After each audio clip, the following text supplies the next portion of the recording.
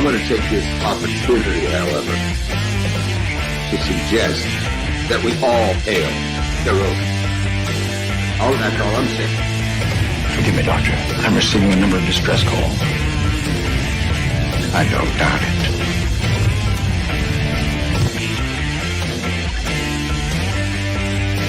Y'all remember to keep your waitresses.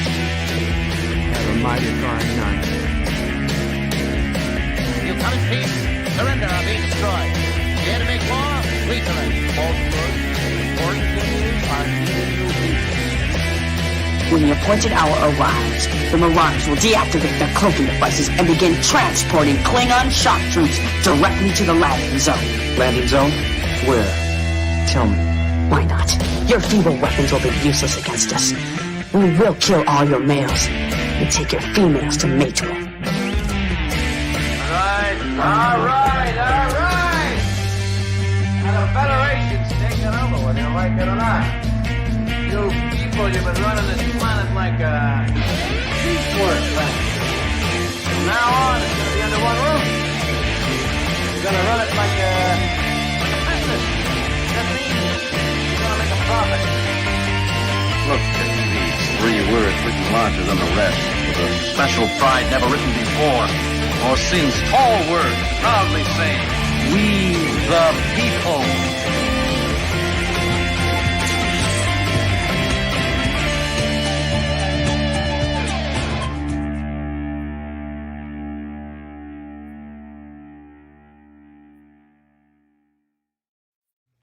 Hi, I'm Nicole DeBoer. I played Lieutenant Ezri Dax on DS9, and I welcome you to Bird O' Prey 5 channel. Hail Karoga. Hello, world. It's Bird O' Prey 5, Qapla, and welcome to Futurama Sunday for March 7th, 2021. And welcome to the panel. We've got Commodore Ty, Qapla Commodore. What up, all? We've got Captain Track, Qapla Captain. Qapla. We've got Wesley Crusher, Qapla Wesley. Hail Bird of Prey 5, Hail Karoga, Qapla. And we've got the vile one himself, Vile Mike, Qapla Vile. Just howdy, folks. Howdy, Vile. Howdy. And Wesley Crusher with a $2 super chat says, I predict this Sunday will be a good show. Wesley, you don't have to super chat, especially when you're on the panel. My prediction is true, though. And then we get the very familiar, shut up, Wesley. Well, I don't want to jump ahead. We're not 100% sure it's going to be true. But I've got a good feeling. I got a good feeling about it. That's true. 47 Yorktown was first in the chat today, saying good afternoon from Easton, Canada. Qapla 47 Yorktown. Hector was also early in the chat. Says, so is 47 Yorktown is good afternoon from Eastern Canada. The new Thomas Potts first. And then Thomas says he never said first. And then he said, hello to me. The loser is here. Sorry to show up. But Thomas, you're not a loser. And you used to say first all the time, which Hector reminds you, you don't remember being the king of firsts? Who are you and what have you done with the real Thomas Potts? We have to consider that our Thomas, our beloved Thomas Potts, was replaced with some sort of synthetic or replicant. I think he's a changeling. Changeling? That's a possibility. All theories. No theory is too wackadoodle to be considered. We've got replaced. We've got kidnapped. We just call that a Karogan theory. Hologram. No, we don't call it Karogan theory.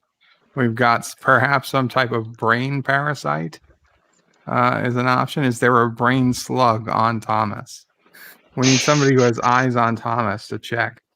If there's a visible brain slug, look for the little thing coming out the back of the neck. Anything like that. Is Thomas particularly stronger than usual, perhaps? These would be things that would help us determine what the issue is. Actor says, you don't remember being the king of first. Yeah, Thomas. And also, let's welcome Positive Candor to the panel. Qapla, Positive Hello, Candor. positive. Qapla. Wesley is saying Qapla everywhere he can, even in the private chat. Dan23 says, so the Planet Express has gone through the wormhole, and now you see where they've gone. Yes. So this first episode today is called Rebirth, and it's the the third premiere, but the second re-premiere, if you will, the second time it's come back from being canceled. So yes, they take up where we last left our heroes. They were being sucked into a wormhole, and we would know not their fate at the end of the last DVD movie. And now we know their fate. Andrea Seabrook says, hello, fine people. Qapla, Andrea. And Actor says hello to Andrea and Dan. Actor says, I was wondering where was Bird's Flock. And Andrea says, we were at Geo Nerdy. Yes, Geo Nerdy, Vile Mike. Did a very good one today. Not that they're not all good, but a particularly interesting one on 80s cartoons. And besides having Deej and Andrea and Elihu, he also had the great Captain Foley there. Representing very well. Commodore. I just want to say, Bird, it's Jep Nerdy. Geo Nerdy, that's what I said. No, Jep Nerdy. Nerdy. Listen, this is Cinema Saturday Sunday edition. Okay, just I'm not too worried about how I pronounce Geo Nerdy. Okay, Geop Nerdy. Jep. Nerdy. Yeah. Like just like President Bush's brother, Jep Bush. It's like they're saying the first syllable of Jeep. Jep Bush. Okay, Jep Nerdy, I guess.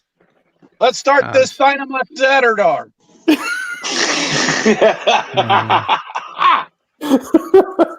Andrea says, where I answered a question wrong, but got points because I answered Verto Prey 5. You did. Yeah. Well, that was great thinking on your feet, Andrea. Bradley Briggs says, "Zup, y'all." What's up, Bradley? Hey, Brad. Actress is cool. Not Ryan Johnson says, hello, and Qapla, and hail Karoga. Absolutely, hail Karoga. Mike Richards says, greetings from Columbus, Ohio. Greetings, Mike Richards. Actress says, this better be good. I was in the middle of an ABBA marathon. We'll hope so. Actually, looking at the episodes, they're all pretty decent episodes, I believe, today. Andrea Seabrook says, Karogan hail goes kerplop. Only when it hits the pond. Wesley Crusher says, Vertebrae, hail Vertebrae, great leader of Karoga, Qapla, Wes. And Andrea says she's off to Columbia, Missouri today, so please stay on all afternoon and be extra entertaining. I'll be listening. Well, I don't know that I can stay on all afternoon, and I don't know how entertaining it'll be without watching Futurama episode itself, but we'll try. Captain Trek says hello, Qapla Captain. What do we got? Thomas removed a message, and then he says hello to Captain Trek. Actor says, shut up, Wesley. And Andrea says, wow, Wesley's voice has finally changed. Has your voice changed, Wes? Yeah, get a little deeper. I don't know. About like 20 years ago. Yeah. Are you noticing hair in places you didn't have hair before, Wes? Good Lord. Anyway. Thomas is Vertebrae. No, I would not say hi, not first. Huh? Andy Garcia says, hey, Bird, Planet Express. Yes, we're going to be getting to Planet Express very soon. Andrea Seabrook says, maybe Wesley was accidentally abducted. Maybe they put something in your vocal cords, Wes. Sure they did. Captain Track says hello to Thomas. Thomas says, well, guess you're going to need to shot me. I guess I'm a changeling. Shoot him. He's a changeling. No, we won't shoot you. We'll just stun you and see if you turn back. Or maybe try and take some blood. Andrea says, or Thomas, accidentally abducted by Bird. Wesley puts in what I assume means Qapla, but doesn't look like anything, everyone. Moxley fan says, Qapla, Bird, and you all. Qapla, Moxley. Thomas says, Andrea, Kuroga has tried 450 times to get me, but for some reason, their Jeeps crash into rocks. Thomas says, Bird of Prey, take points from Vile for complaining. I'm not giving any points. And Thomas says, get some glasses, Bird. I've got glasses on. They're for distance, though. Andrea says, ooh, let's never again mention Wesley's pubic hair. I never mentioned it. Nobody. I never mentioned it. And welcome, Professor Brainy Specs. It's hair where there is no hair before. Oh, thank God. I meant under his arms, or you know. Oh, we lost under his chin. Who'd we lose? Positive. Oh, come on back if you want. Positive. There's plenty of room. We won't talk about pubic hair. I can't believe you brought that up, Bird.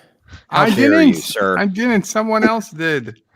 47 New York Times says, hello, young sir. Thomas Potts is my hero. Absolutely. Hello, 47. The hero of Kurdistan. Yes. Not my hero, but a hero. Wesley says, Andrea Seabrook agreed. Tell Bird never to do that again. What about the pubic hair? Oh, good Lord, please. Rob Atis, Qapla Rob Atis says, hail everyone. Hail Rob. Okay, so for those who might be new here, today we're going to watch. I was just thinking at this point, I wish Bird of Prey 5 was sponsored by Manscaped. Because no woman wants a messy man. And you do subscribe to the Flat Earth theory, don't you, Bird? I do not. Okay. I do not. Today we're watching Futurama. As they're listed on Hulu, season 7, episodes 1 through 4. In some places, I believe they're considered season 6, 1 through 4. But in either way, we're starting with the episode Rebirth and going through the next 3.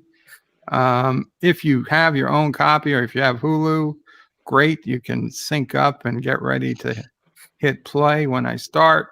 If you don't have your own copy, you can watch my copy virtually as if you're with me by going to the Bird of Prey 5 screening room. The address is below all the Futurama characters on the screen, birdofprey5.com/SR, and I will put the link in right now. You I have can click on the link. I got it up. Okay, well, I also had it up. So, not in that way. So you can click on the link. What? And get there. That's just, You just had to go there, didn't you? I just wanted to be clear. I wasn't going there. That was the. Obviously, you did. Yeah, you did. Wow. I tell you. Thomas's Bird of Prey. When I would be first on a stream, I never said first. I'd say hi. Okay. So other people would say you were first, but you would still first. Thomas is with you in your bed. I don't know what that means. He says if you is watching the streaming, you always say it'd be like you were with me in my living room right now. And Thomas is like, yeah, in my living room. No, not in my bed. Not in my bed.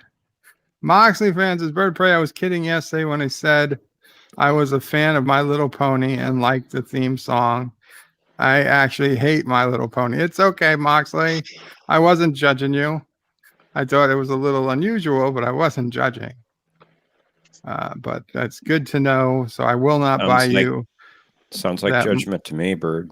My Little Pony birthday gift I had all ready to send to go. You can get it off of Mike on his SD Game Swap. Yeah. Oh, What yeah. do you have? What My Little Pony stuff do you have at SD Game Swap? You'll have to check out Caddy's Corner. I'm still waiting for Star Trek figures, action figures, a complete set. Well, I got to go out. I haven't had They're a chance cheap. to go out and buy anything lately. Oh, that's okay. I guess I'll just work with the stickers. I'll work with the stickers I have. No.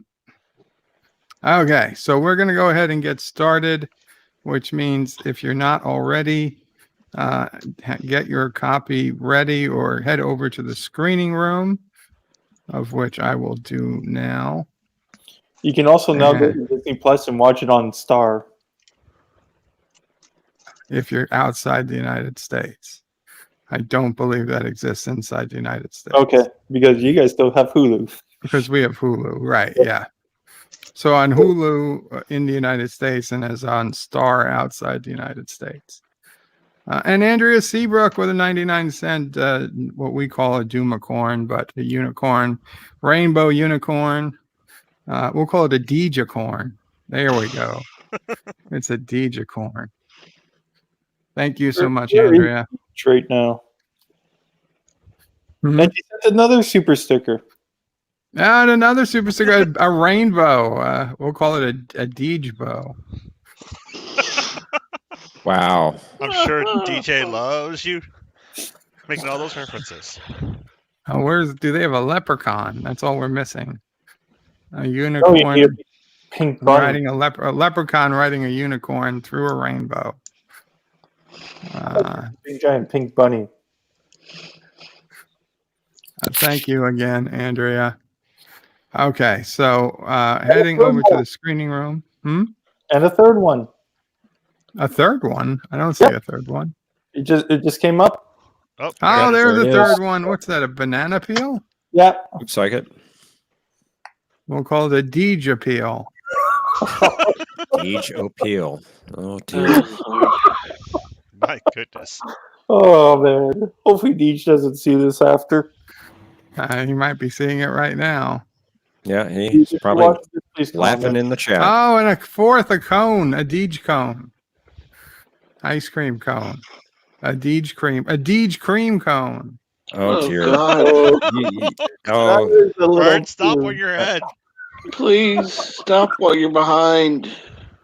Somebody take the controls away from Bird. Mute his mic. Bird is afraid of Mama Pray. Banana peel. You can yell as loud as you want. Mama Pray can't hear you. You're in headphones. How do you know she's not listening? Please, Mama Pray. Cap, message her. Don't message her. Don't message her. I can't. She's listening now. She's saying what? They want you to take the controls away from me. Because every time Andrea super chats me a super sticker, I'm putting Deej in front of it and turning it into a Deej cream cone or a Deej peel or a Deej bow or a Deejacorn. No, I don't think Deej is here. If he is, he's being quiet. Very inappropriate. Well, Bradley seems to be very laughing about it. About the glory that should have been in. Deejmond. Andrea Seabrook just put in a 99-cent super chat with a diamond. We're going to call it a Deejmond. Springtimes is Bird of Prey 5. Are you looking forward to your 1,000 free chicken sandwich stimulus package from Joe's Chicken Sandwich Biden? Honestly, I would have voted against the package, but being it's happening, I will gladly take it as it will offset a good portion of the cost of the hospital bed repair. Thomas so, says not all of it, but has been not all of it. Of the Deej bow. Yes, if this package goes through as is expected, for the first time I'll get money from Mama Pray as well. We got some Deej pie. Thank God. Oh, we got a piece of pie from Andrea Seabrook, and we got no. We'll call it a Deej pie. No. And we'll call the trees Deeges. Oh God. Hector says, "Thank God." Or they're pine take the cone mic away. trees. We'll call them Deej cone trees. Hey, Oh, we got mic a away, hamburger. Or is it a Deej burger? Take the mic away, Mama Pray, please. Why do you want to? Why do you? We're making Deej famous. Infamous. You shouldn't pick on him if he's not. I'm not picking on him. I'm naming things after him. But people would be thankful for this. He's picking on Deej. I'm not picking on Deej. How is this picking on Deej? Oh, sorry, Deej. I know you weren't here, but I named, 42 new elements after you on the periodic table. I'm sorry I picked on you so much. Springtime says. There was this new planet we discovered. I decided to call it Deej. Sorry. I hope you don't mind. And and there's an umbrella at the beach. We'll call it a Deej-brella. And there's a poop. There's a poop. We'll call it an anti-tracker. Okay, Yeah, the poop already has a name. It's called anti-tracker. Nice try, Wesley. Thank you, Wesley. Oh, Wesley, it was Wesley who put in the poop, trying to. Oh, I wanted to break poop. it in. No, sorry, that one's already named. It's called Michael. Excuse me, I don't appreciate that one. Sorry, wrong Michael. We're different, Michael. You're commonly known as Mike. Well, it could differentiate also the be two. Michael Burnham. from Tennessee. Could also be Michael Burnham. It could be Michael Burnham, but it's not. It's Michael C. I'm not enabling anything, Springtime. I want Mama Pray to take the mic away. Mama Pray went outside with Sassy. And Andrea Seabrook with another 99-cent super chat. I believe that's a salt shaker. Oh, shit. Oh, dear. And then another one with a hot dog. This might be a good time to say goodbye. What? You got the Deej dog. We got a Deej dog. Yeah. We definitely got a Deej dog, but the salt shaker, it's a Deej shaker. Same number of characters as salt. I grant you it doesn't flow as easily as Deej dog, but it's not out of the realm. Andrea says best $11 ever spent. But yeah, so thank you so much, Andrea. See, this is why we come. We come for the show. We stay for the comedy. I do appreciate all of those super stickers, or as I'll call them, Deej stickers. But we do need to get on with the show. So let's go ahead and head to the screening room. Wait, if you're driving, are you doing super chats while you drive? That is a little disturbing. I think she's just pulled over and did it. I hope so. Springtime says, Bird of Prey, be careful. You're going to have to start streaming on Pornhub at this rate. No, the only person that's going to be streaming on Pornhub is Geeks Enjoying Erotica. Yeah, I don't think I'm going to get that far. But maybe it'll prove profitable to him, and maybe he'll leave us all behind in the dust, and then we'll be laughing last. Anyway, it's all fun and games. It's all fun and games until the FBI comes to take you away. Anyway, I don't know what I'm talking about. That's not a Do you ever? Most of the time, I have a reasonable idea what I'm talking about. Well, yeah. I knew what I was talking about last night on Question of Track. Check it out every Saturday at 6:30. Thank you. That's a great advertisement. And I'll put the link in the chat. So I'm heading to the screening room. I'm going to count down and then get ready to hit play if you have it on Hulu. Otherwise, just be ready to watch in the screening room. 5, 4, 3, 2, 1. And it's about to start. And it has started. It's starting with Hypnotoad. All hail Hypnotoad. This has been a test of the emergency Hypnotoad system. You will donate to Coming the up anti-tricker. Futurama. She's going especially on the highway at 75 miles per hour. What? Oh. So Be careful Fry there, comes Andrew. in and says his fry fro is frizzy. And now he's covered in severe burns. He's like, why? Why are these things? Vile Mike says, sorry, dropped out because there's someone using a leaf blower. And it's effing loud. Sorry about that, Mike. Joe Biden.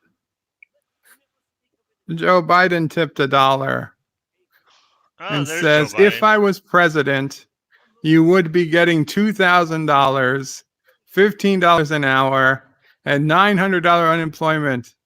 But you didn't elect me, but you still have time to vote. Number 22. Biden, you are president. That can't be true. If he was president, he was going to send $2,000 checks on day one. Hey, and they was going to pass the $15 minimum wage. That's what we got. We got $2,000 a month in our time. Not on day one. We're missing the recap of last season. We had the CERB. Think you're living in a different country. Yeah, we were getting that back in last March. Oh, the Panama wormhole.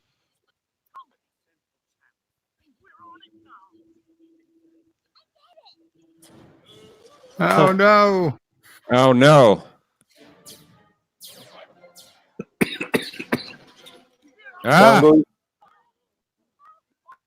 The Nimbus.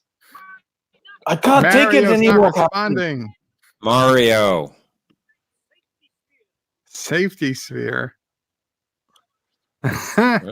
Oops. No, so mine has air conditioning. Another perfect landing. Except for the professor. Were you flying that? That's oh my goodness. Oh, 2 perfect landing. Bird.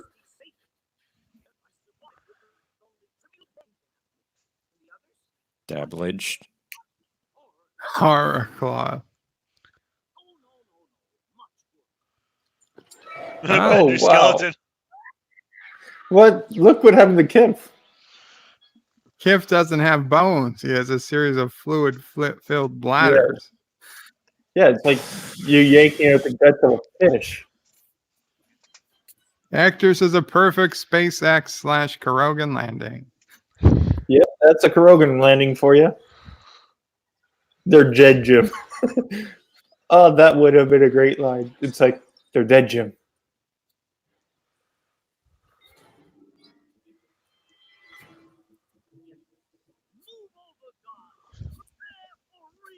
Move over, God. We're gone.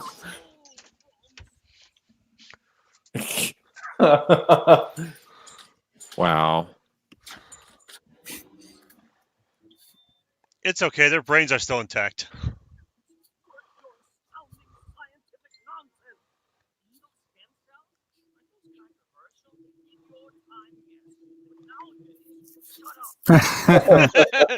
Nowadays, shut up. Shut up.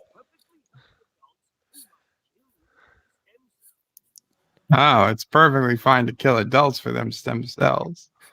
Oh, someone's coming out. Hermes?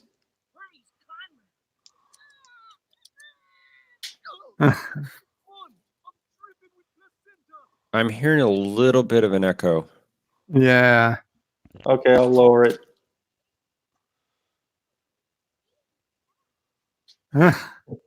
Wow. Zoidberg.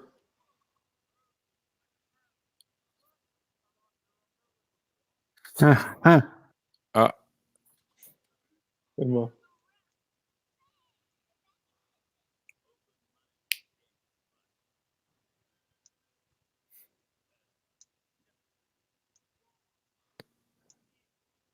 Here comes Bender. Ooh. Ooh.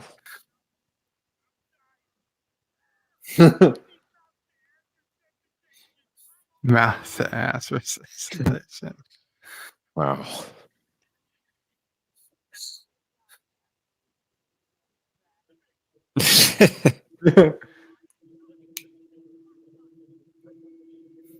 No, not Bender. Doomsday services. Possibly. He's using a doomsday device to get Bender back. He's got plenty of energy.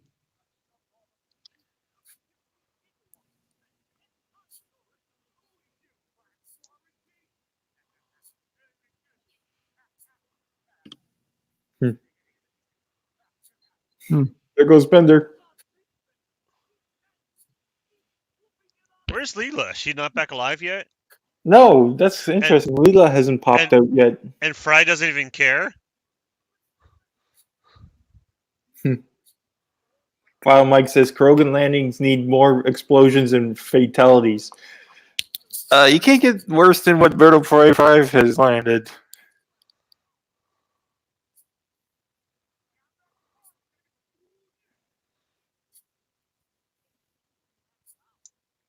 Yes, Andrea, the theme song to this Where's series Leela? is great. Here comes Leela. See?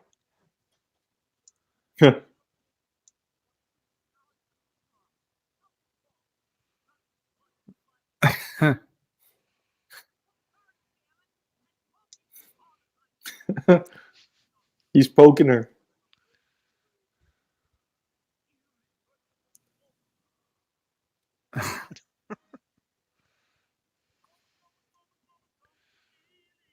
When did Harmy's wife pop out?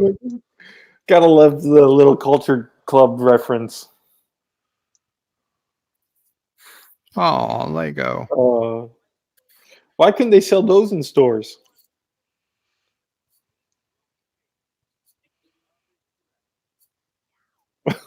I feel good.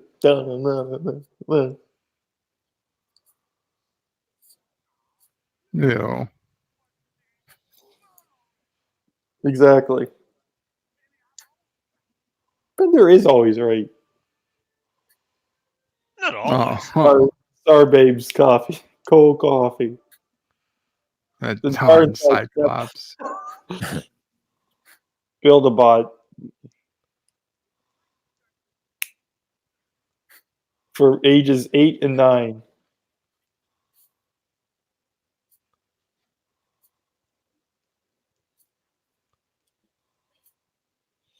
Dishwasher state.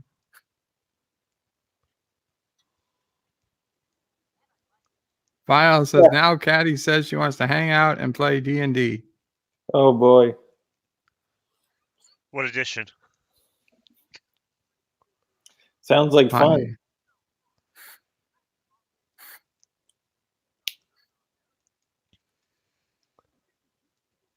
Not without her help.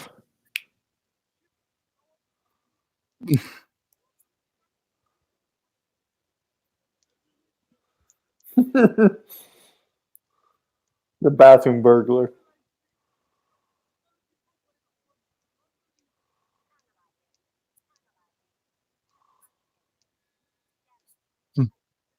Checking my eBay bid.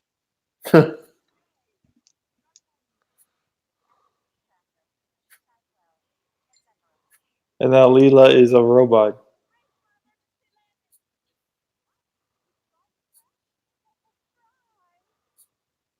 Oh, wow.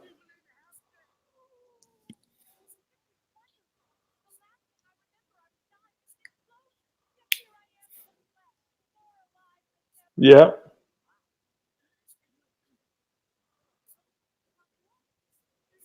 You're a robot.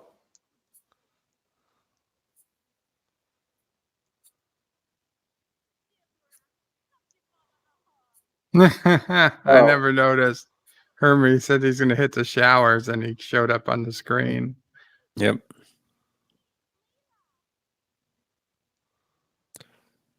Oh.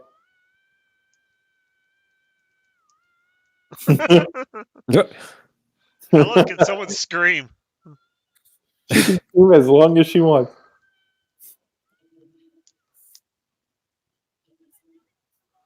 Yep.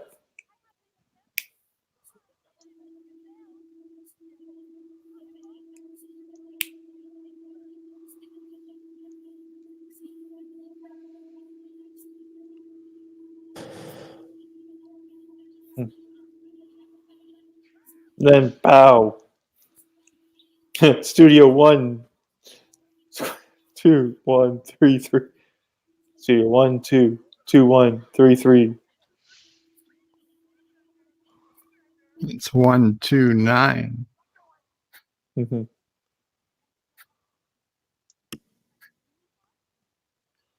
See, basically, that's white vision. Yep. But yet they're giving us more story with this than they did with White Vision. They did, Vile. They had an episode Dummies. where Fry tried dating a robot. And in this series of episodes, we're going to have another episode with robot dating. Hector says, so WandaVision plagiarized this episode. Possibly. Basically. Good news, everyone. Yep.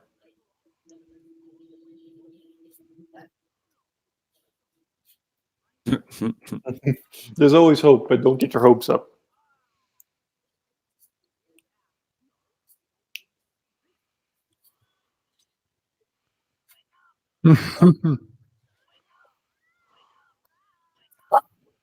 Wow. Whose dog's barking? That's sassy. Traditional medicine. She dead, Jim.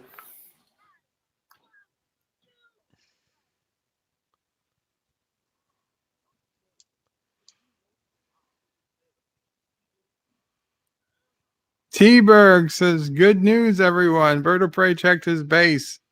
And it was okay. I did check the duet base. Mm-hmm. Then I had to remove quite a few pieces, which had been added on. Tidbit from Vile Mike. In the comic, Wanda was banging WandaVision in the 60s and 70s or 70s.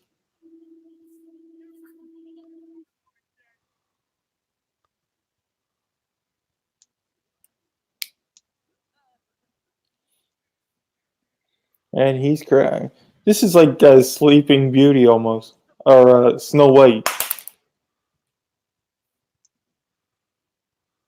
T-Berg, if I had to guess, you ground down some things, and then they, including the build system, and then because you owned the build system, anything else that got ground down and rebuilt was owned by you. And she's up. So first I had to re-grind down the build system, and then I had to go find all the random stuff and grind it back down.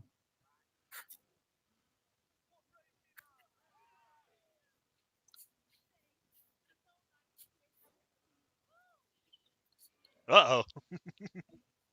WandaVision became Wonder Man's mind and Vision's body. Yep. And Hector says they only need a Genesis device now. Well, this was kind of...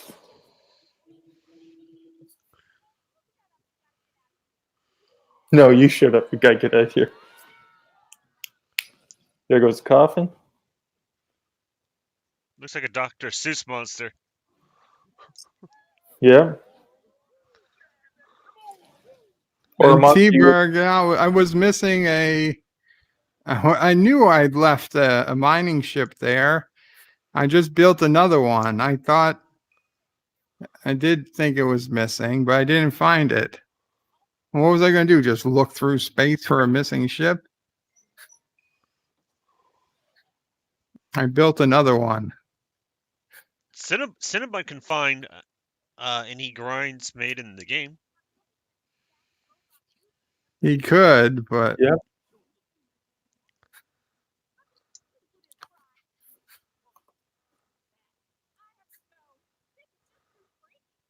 Freaky deaky.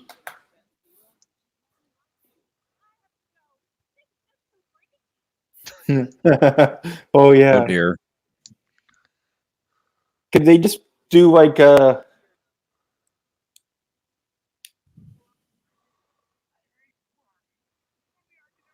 outside of communists and Snow White, who does a glass coffins though?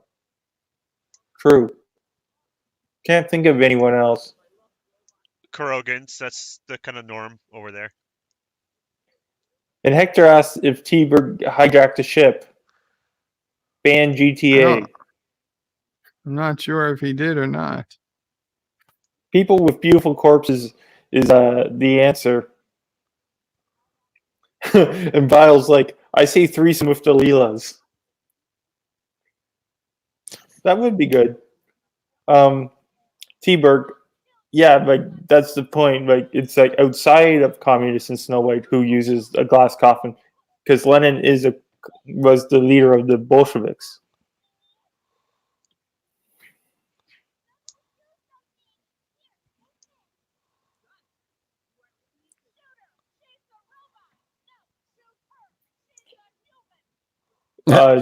Yeah.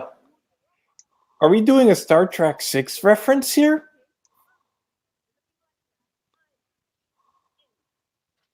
And he shoots himself. Oh.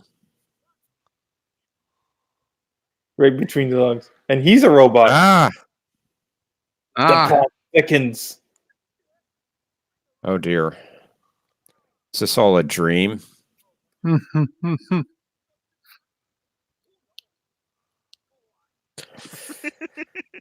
Well, Bert, I want to thank you for bringing me up on the panel. I do need to leave. I have another stream to go to.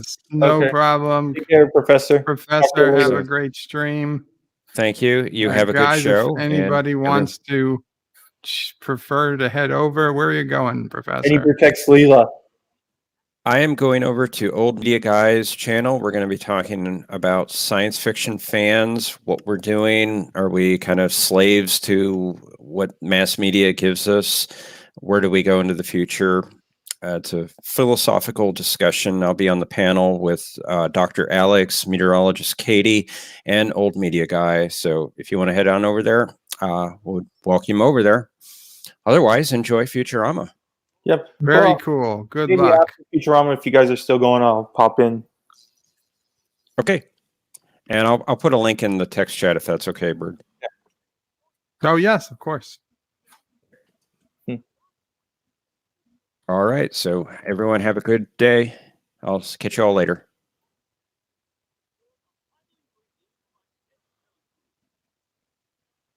A fly.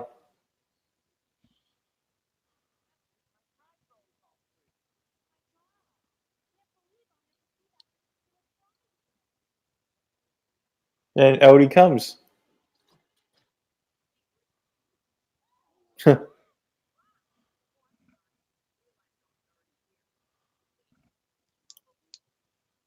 What's with all the Leelas not knowing that he has a...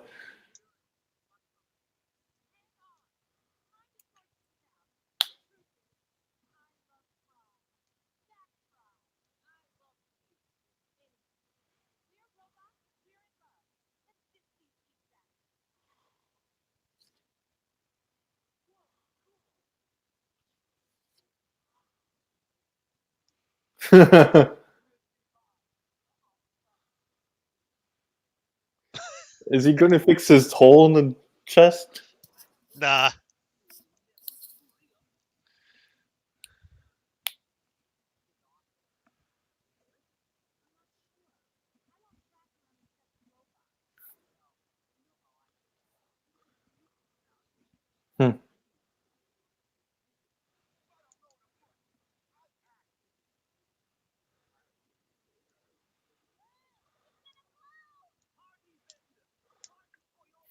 Oh, that's interesting, Andrea. The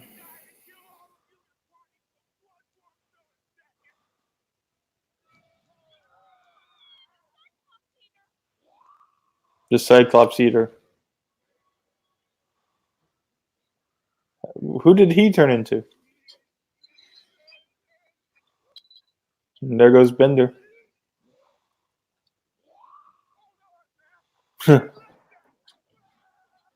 And this is how Bender saves everybody. Is it me, or does that Cyclops Eater looks like someone you'd see in the Star Trek animated series? Similar. Also like a Star Wars thing to me. Yeah.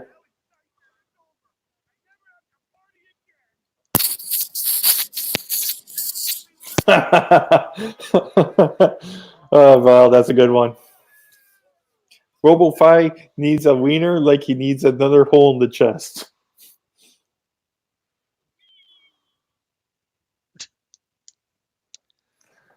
Well, that's the Did return. this entire episode take place next to the vat, except for the flashback? Yeah, pretty much.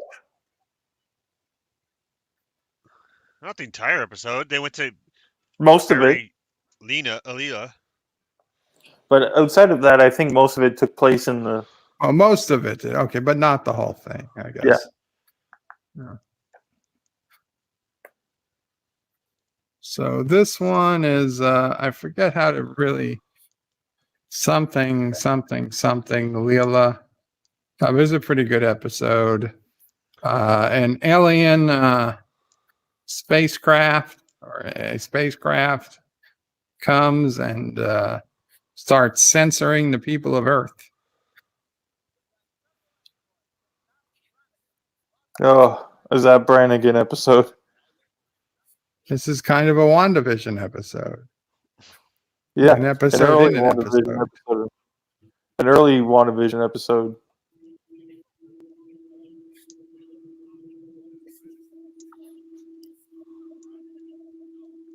This is like a Captain Proton. Proton, yeah.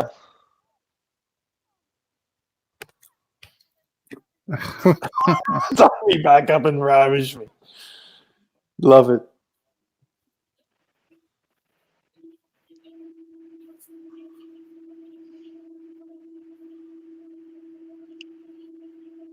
I surrender and volunteer for treason.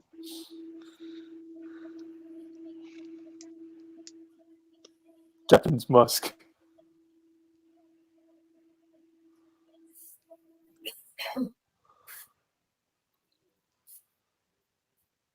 Oh no, not under the White House. Oh, it's the old White House.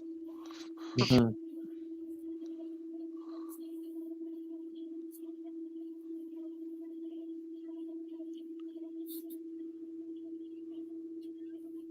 Glove.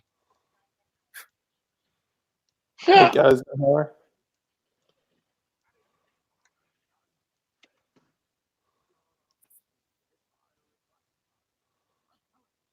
Thomas says, Bird of Prey, will you watch the Simpsons Futurama crossover? Indeed, we will, Thomas. We will also be watching. Yes, you're right. Crossover? A Futurama Simpsons crossover. I do have it. It will be the last episode of Futurama we watch.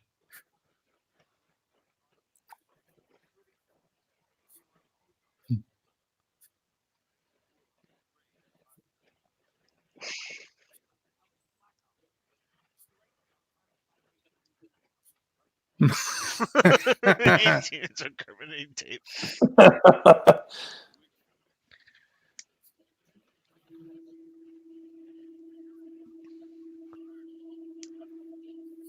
Death Sphere.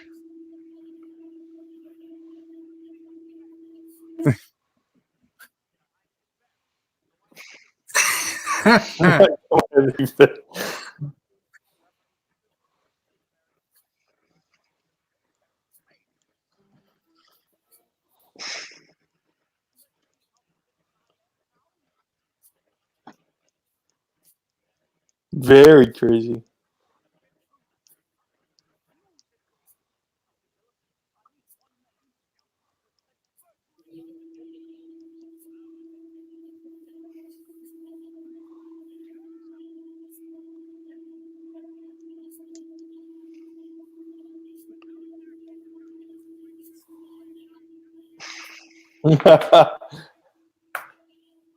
Love it.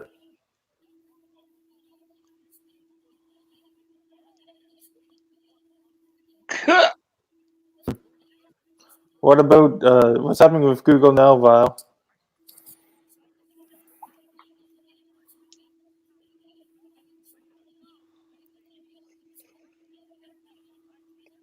Yep, Frank Welker is in this episode. We were just talking about doing trivia on him at Chuck Nerdy.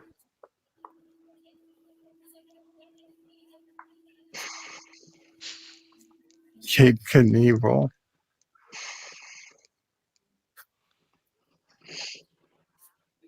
Oh, that's us.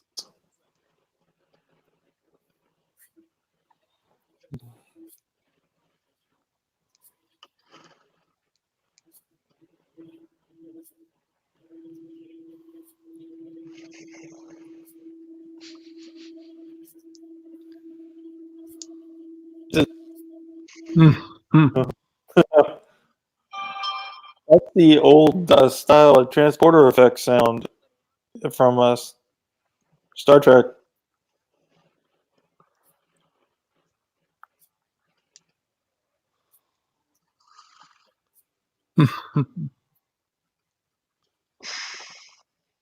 What is she looking at? How does she know where the buttons are?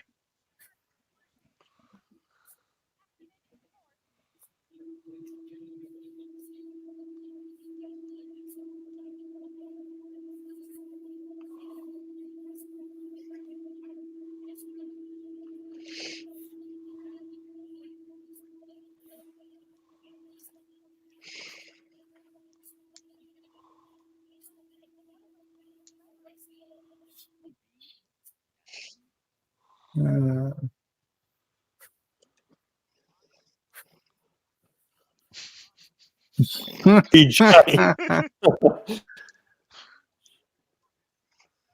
Janeway's guide.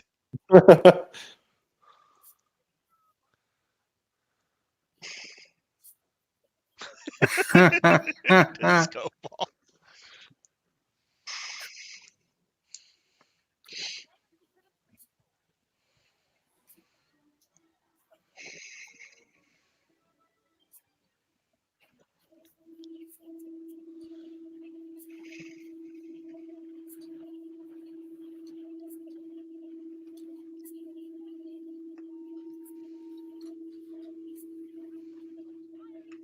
Incoming yuck.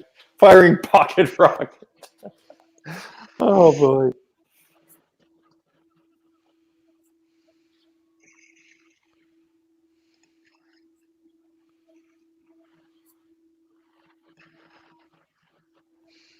I hope it's the.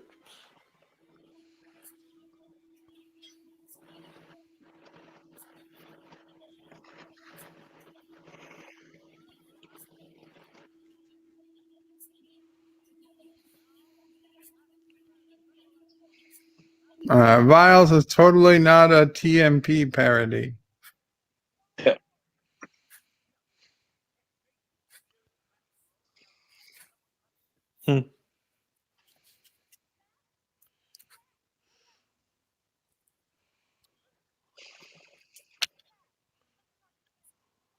An uncharted planet in the solar system.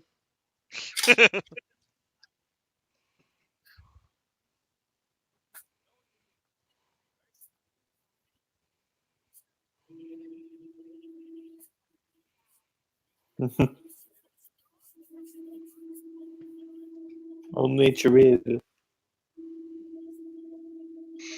Oh boy. Okay, how'd she get it off her legs? Exactly.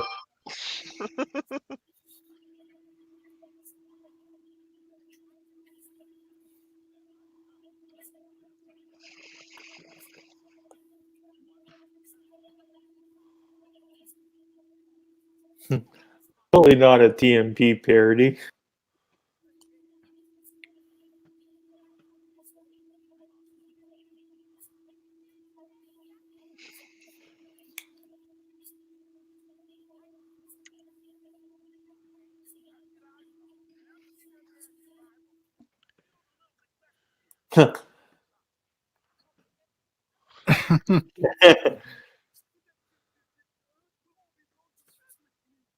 Man, which meat?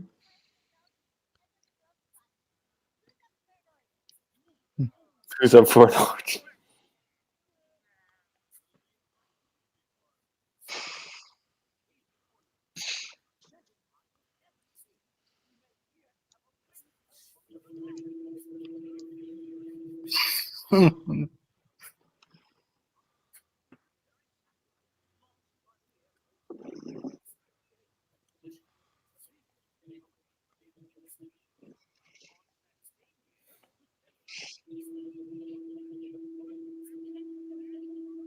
Asorama.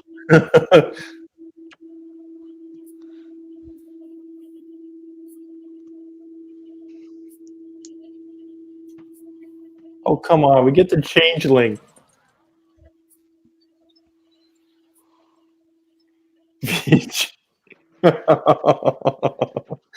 Oh, crud.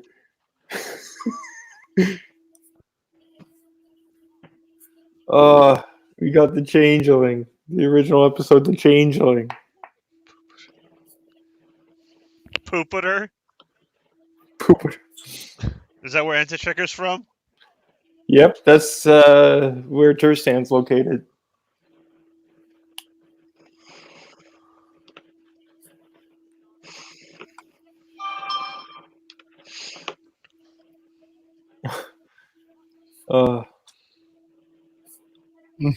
Oh boy. I'd be like, nope.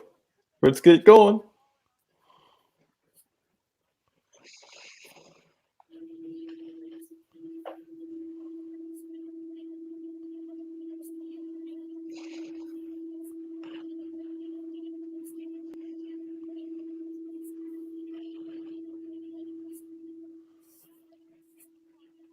Yep.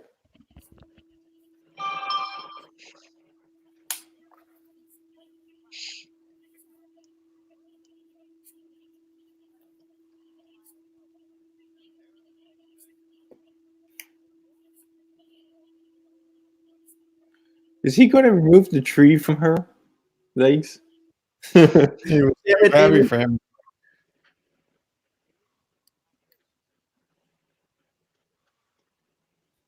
v-giny. Oh boy. I am nomad.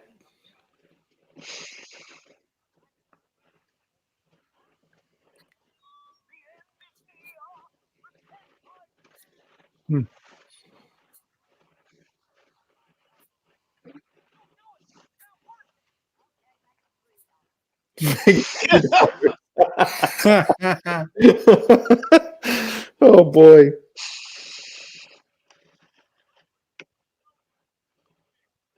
Oh, it's Wesley's library. Oh, ho, ho, ho, ho. Thanks, Bird. Thanks. Oh, ho, ho.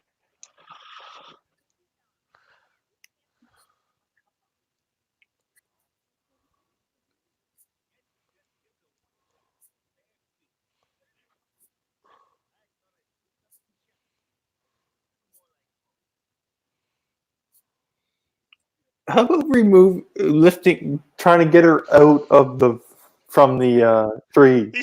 He's too lazy for that. Yeah, it looks like it. He's probably the one who put the tree on her legs. Who knows what happened?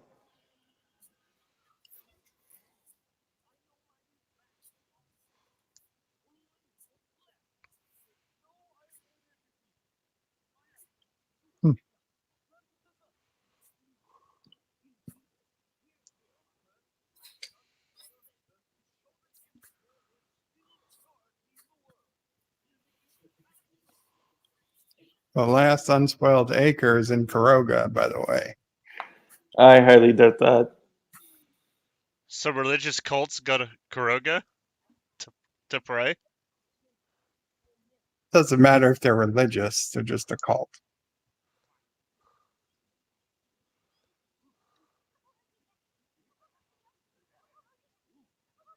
He's got some love in putting it into the input.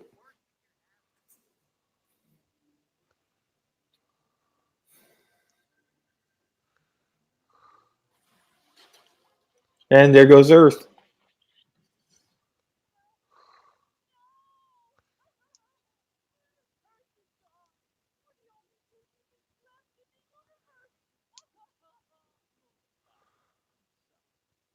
No, let's have some.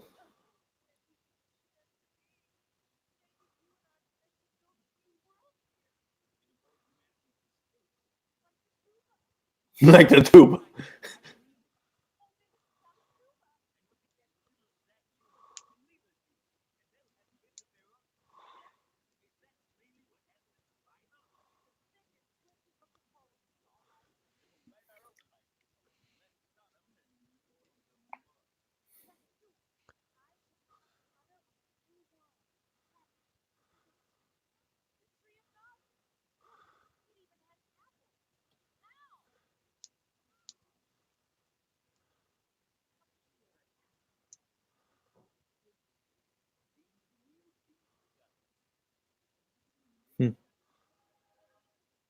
Move the tree.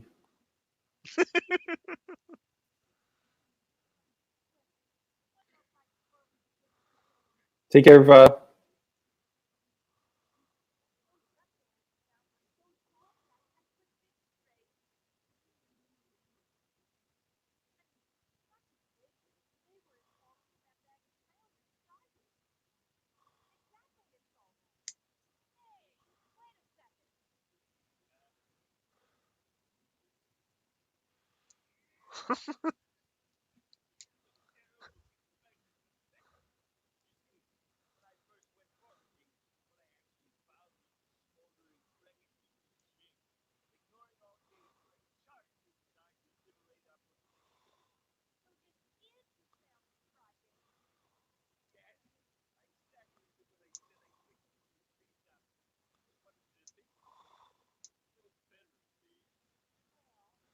Take care, Vile. Although I guess you left already.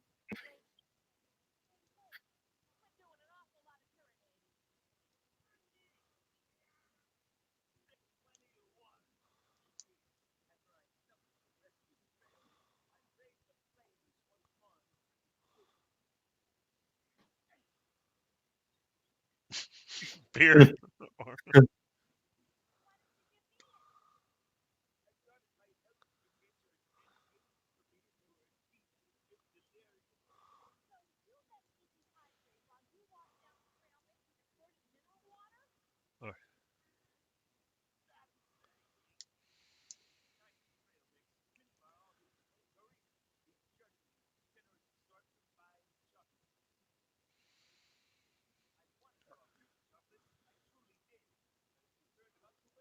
Oh,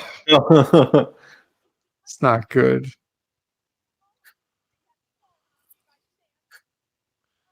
See?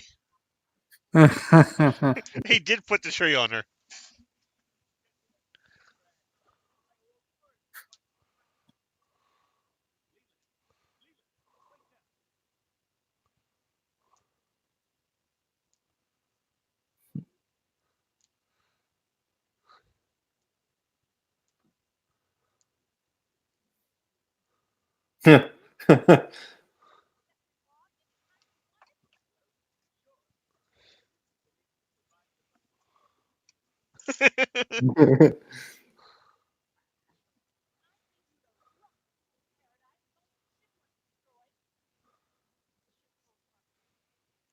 yeah.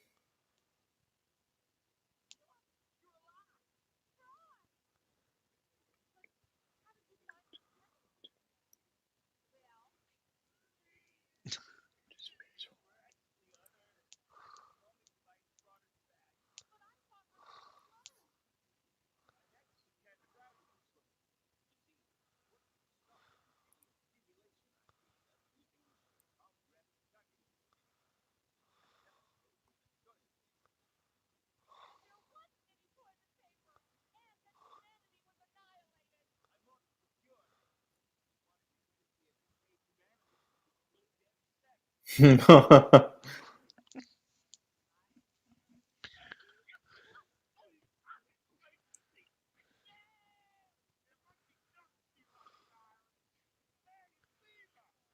Leela. The guy lies. Hector says the guy lies more than a Turtistani.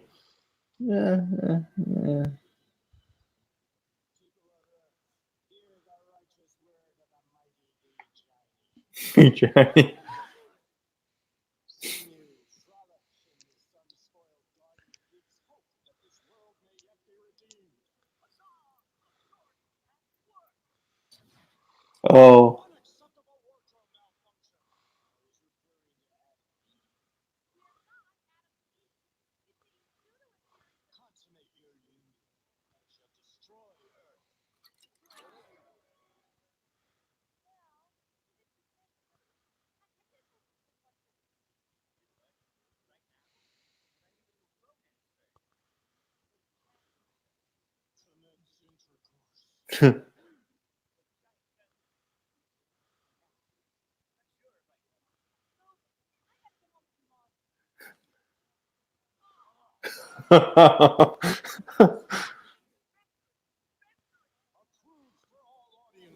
Approved.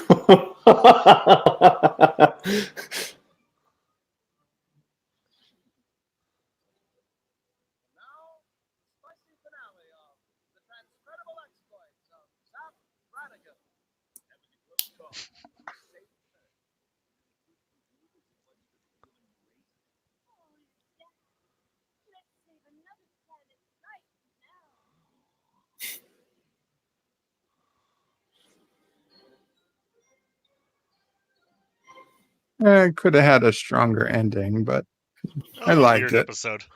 It was a funny Yeah. ending.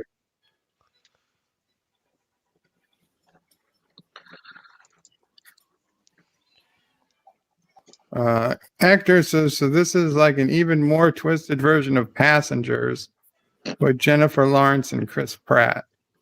Yeah, I Possible. guess so.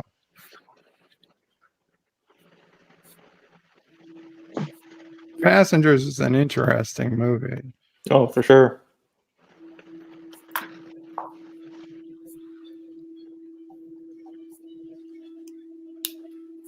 What episode is this one? This episode is something about the killer app or something. It's a cell phone app episode.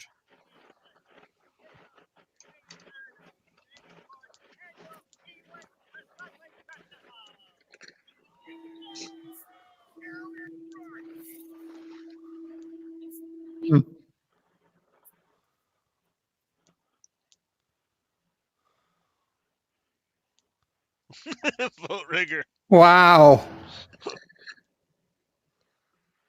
They knew.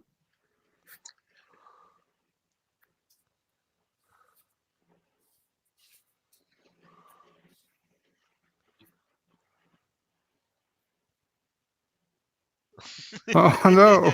Happy poopy time. Asia to pray.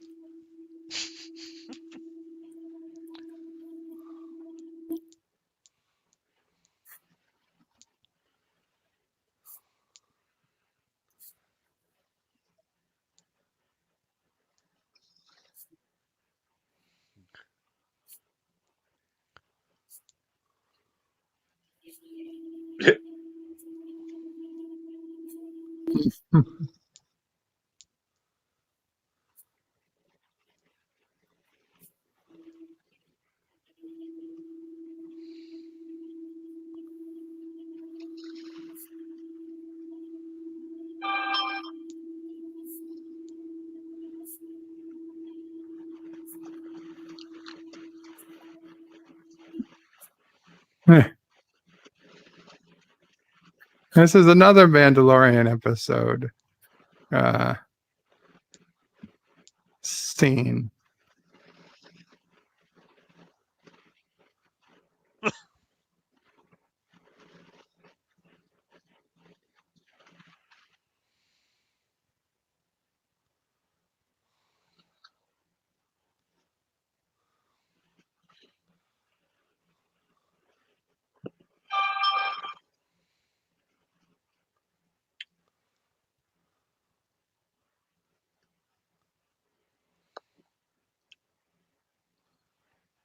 Poor dog.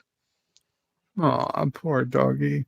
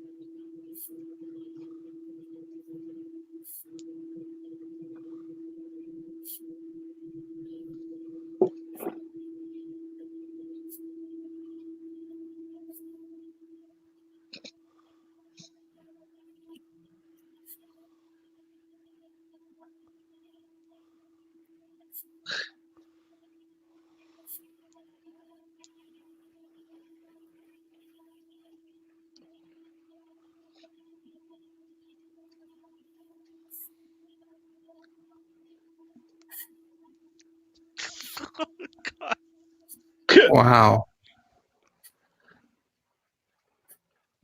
Everyone needs one of those.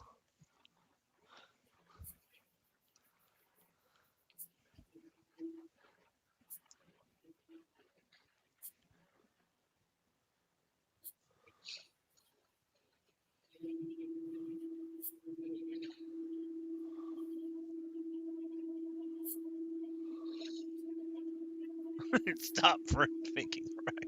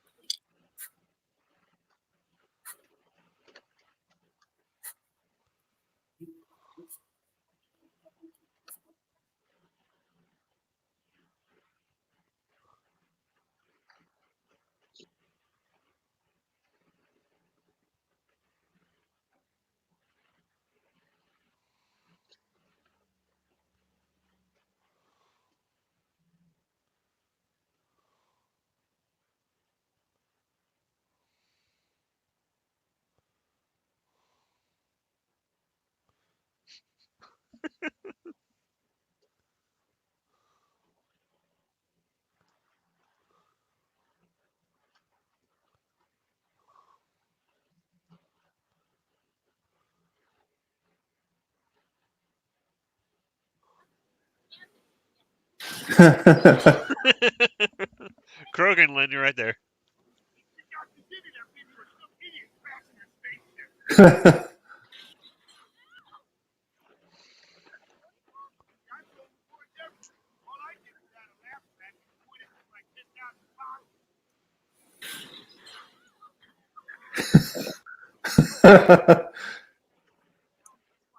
Hey, we're getting quite close to that actually happening.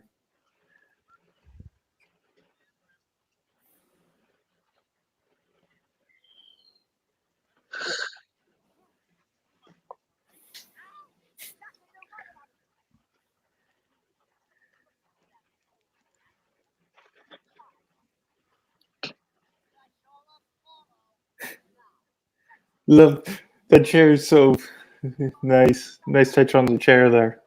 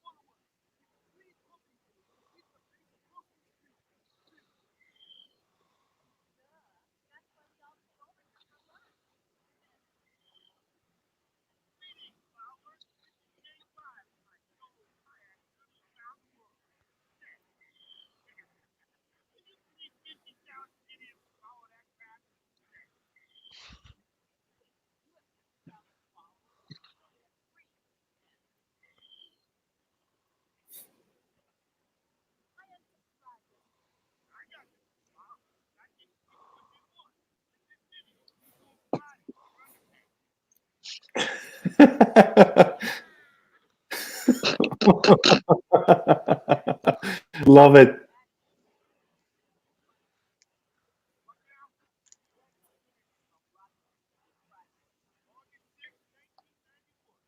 Pretty much. No.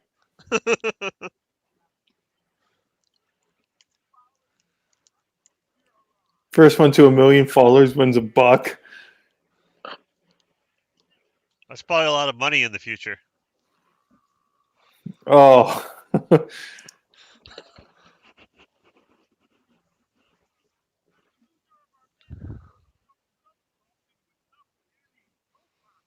Oh.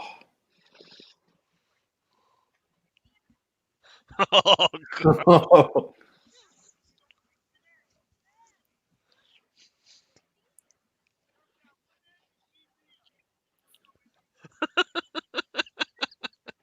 Also Indian food.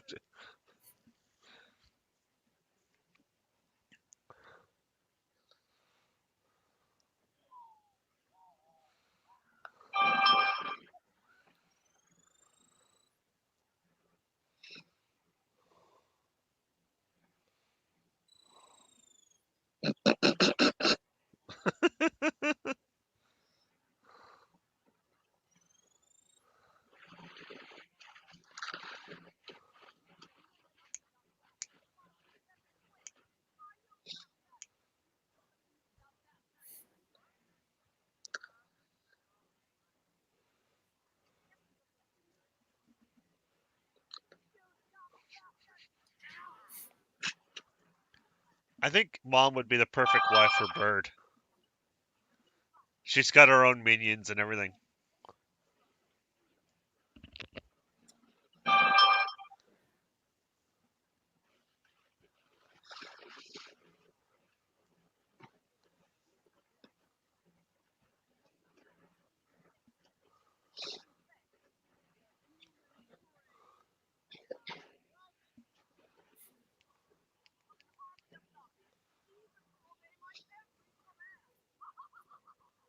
Oh boy.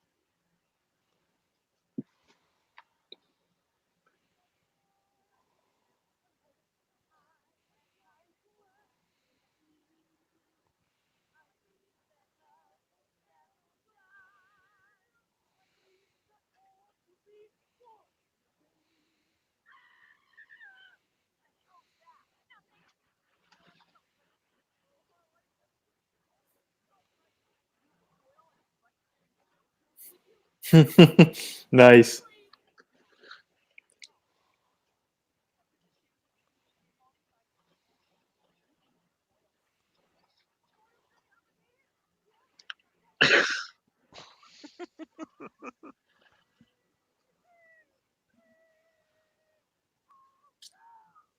Sings like bird.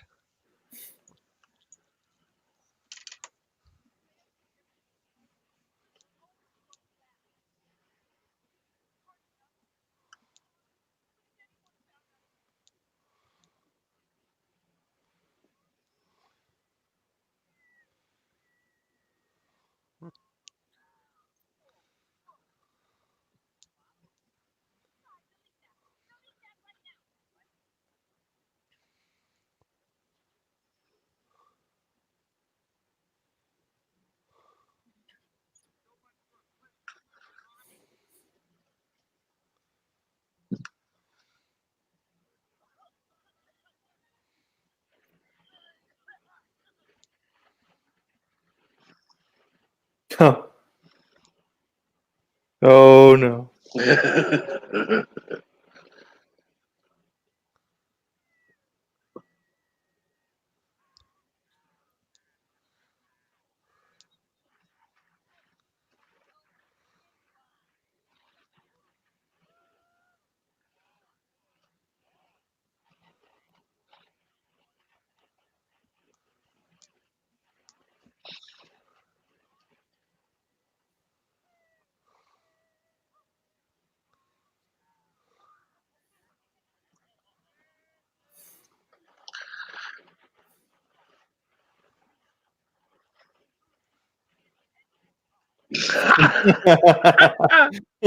Play it 10 more times. Oh my god.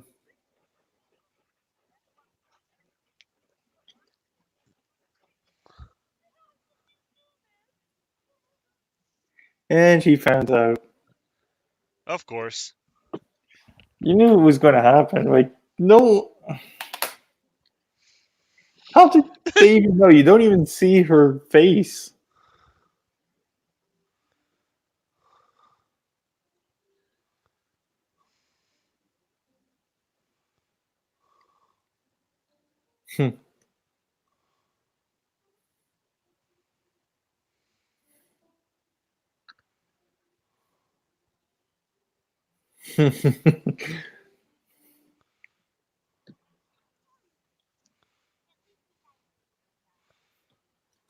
Oh.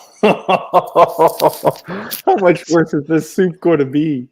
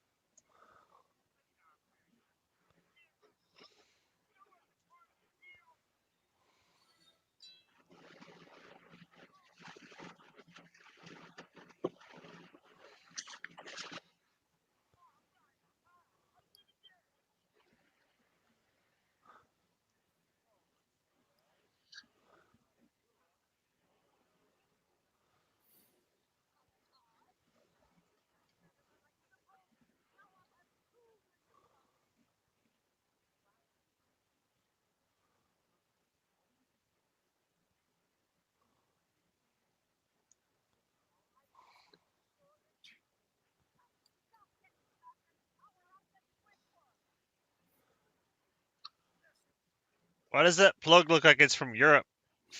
Yeah, it looks like a European plug.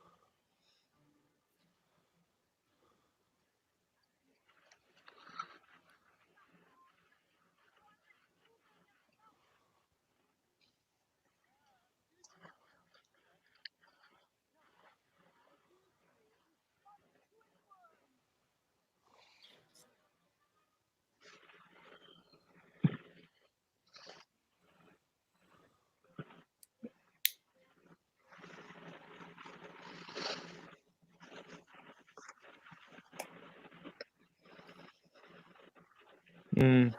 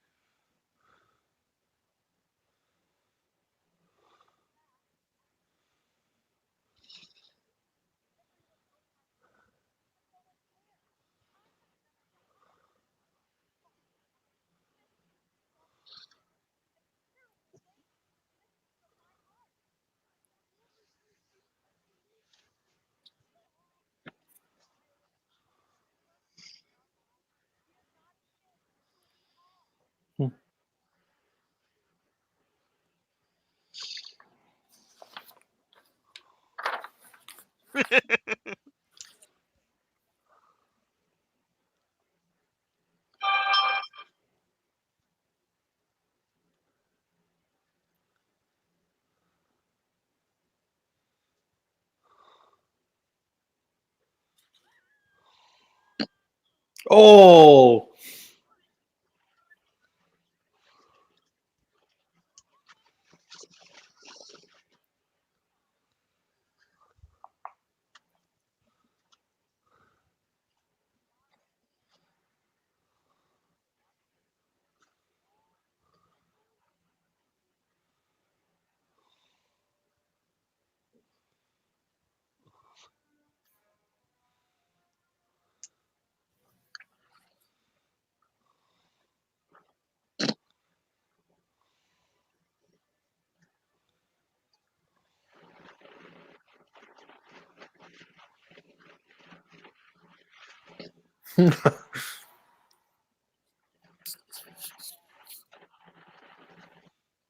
Wow, just to buy a product that they probably would have bought anyway.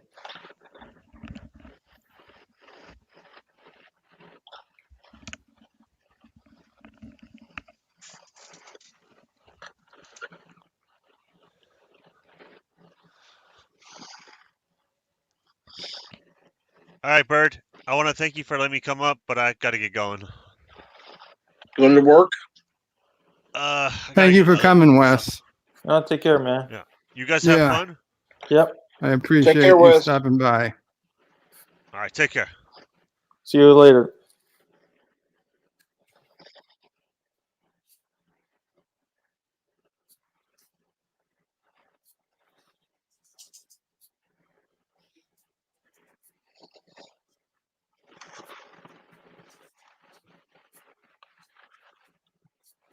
And this is our fourth and final episode for today. Mm-hmm.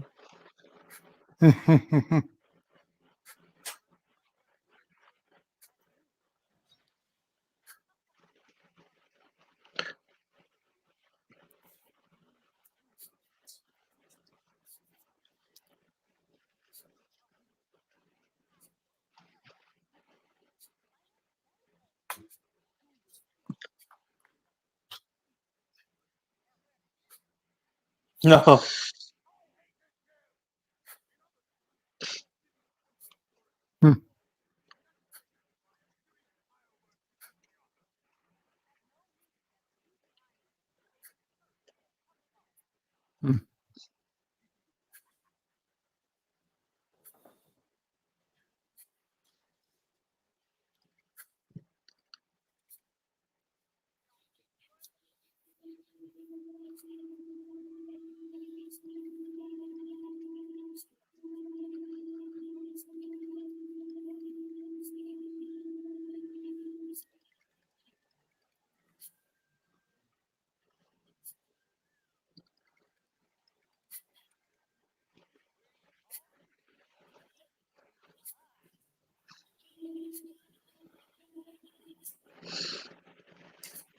Maybe they were looking for Freon. Mm-hmm. There's a Simpsons episode remarkably like this. Yeah. With Bart. El Barto. Oh, it was just Bart doing the dope. That's right. He's making fun of Homer.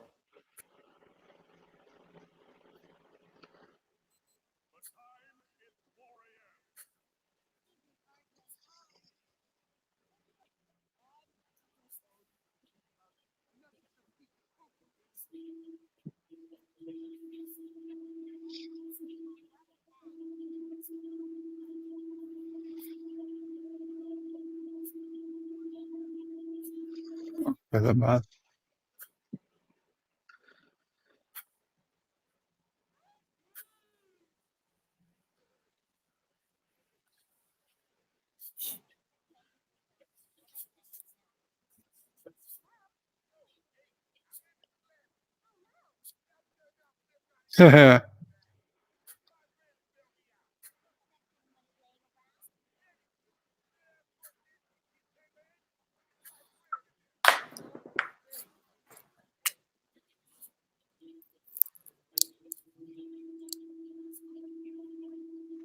Roberto.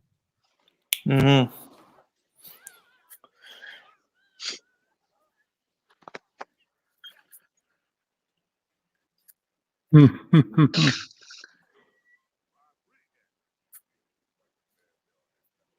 Nice.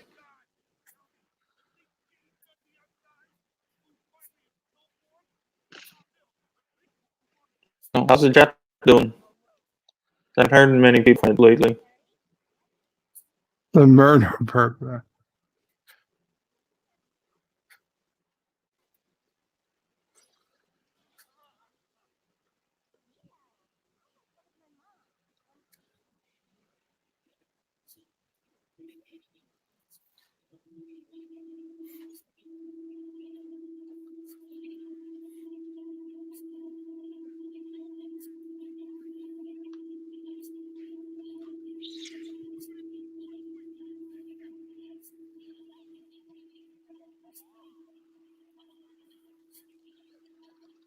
Hmm.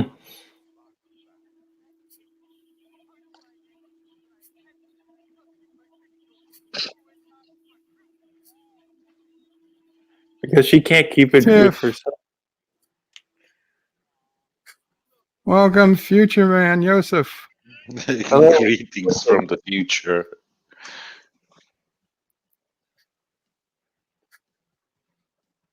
Well, of course he's pissed off because she can't be able to keep it in. Like, all she does is Calculon's agent.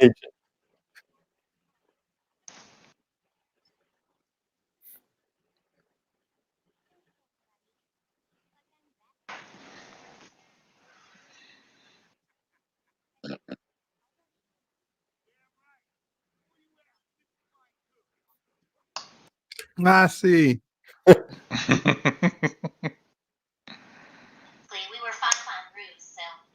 Oh, wow. I can hear it.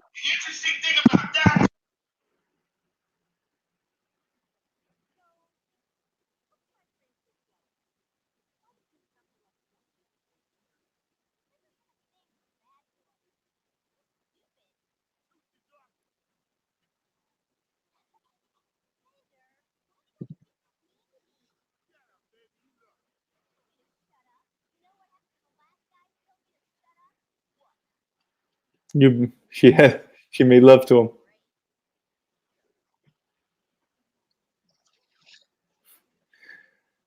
Bender was fully Now functional. we already had a movie about robo-human relations.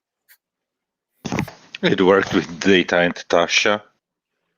Didn't we do that? Didn't we just see that Fully happen functional. in a show that just ended, where we had a woman make love to a robot? Circusitis.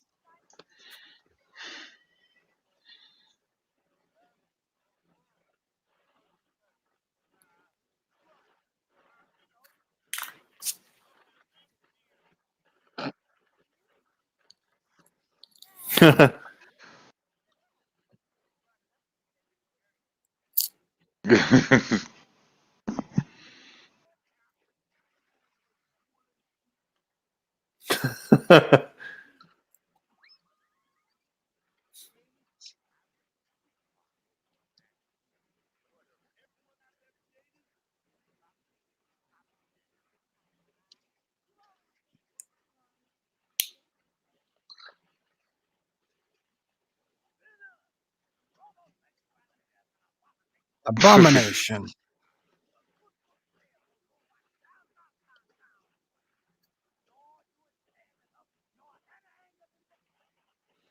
He can do it if he wants to.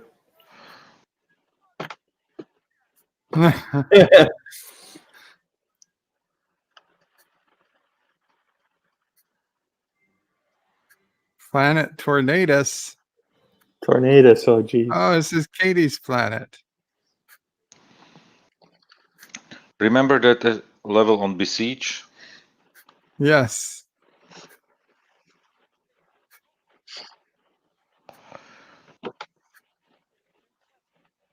Pickled winds and weathers. Cranberry.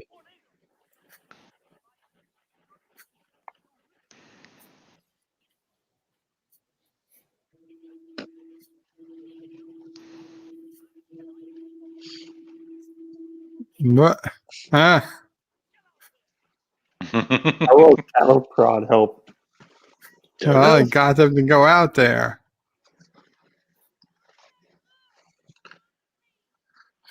All you need is some sharks.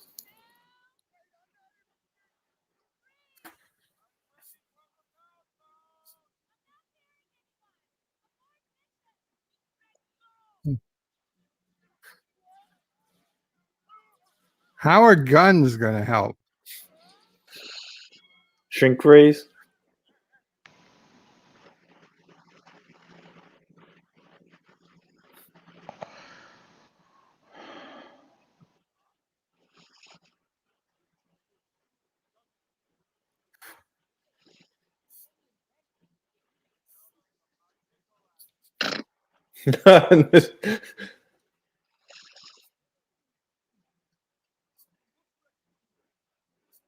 Hmm.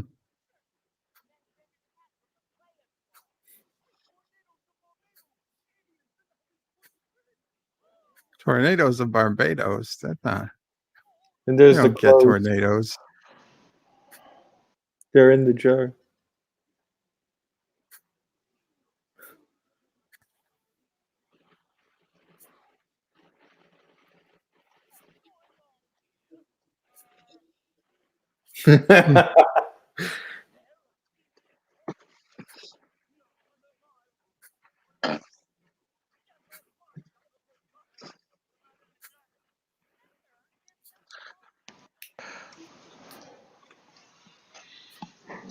Isn't it called pansexual now? Oh, one. Didn't we have something like this 2 We episodes did ago? add an episode where Fry was dating a robot. Although 2 it was episodes, 2-3 episodes ago. Was it the first one? Yeah, today. The first no, one. it was But it quite a ended while. up Fry being a robot as well.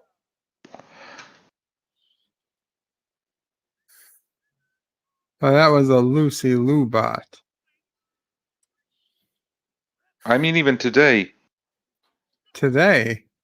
Yeah. What's so wrong with this? Like they're trying Oh, to do the it. first episode. Yeah, right.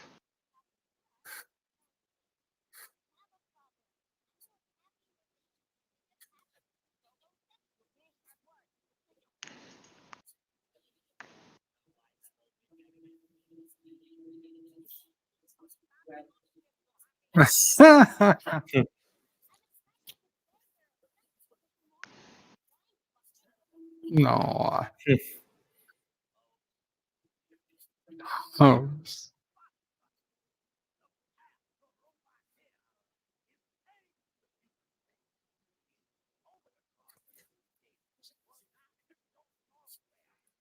Man, the chat's just gone dead silent.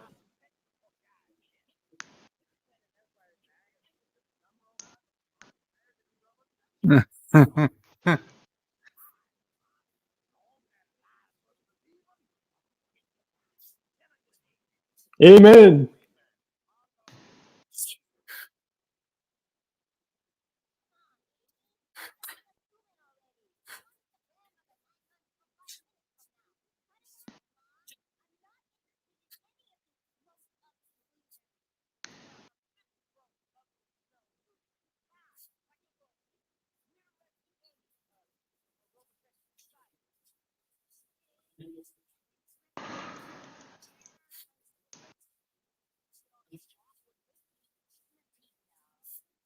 Yeah.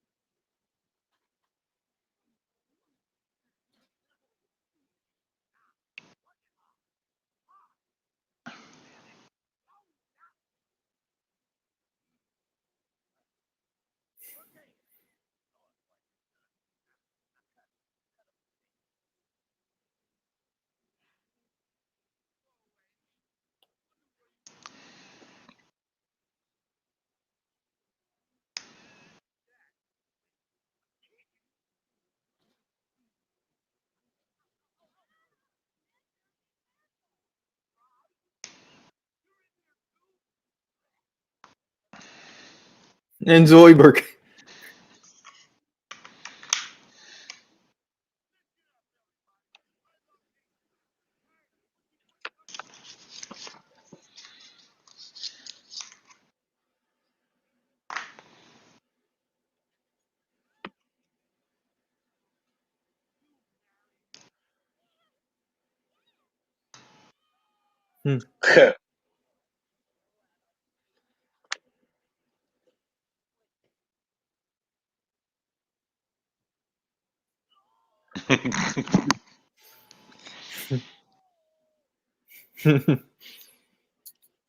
Why is he so upset? Yep.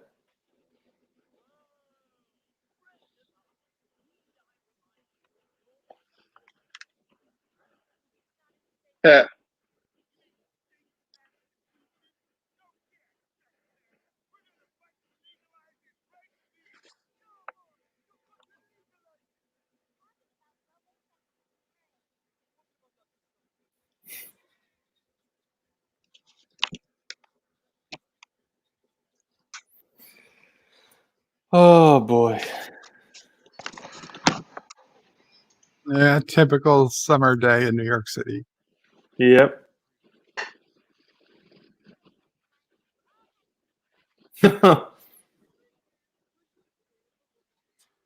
Oh.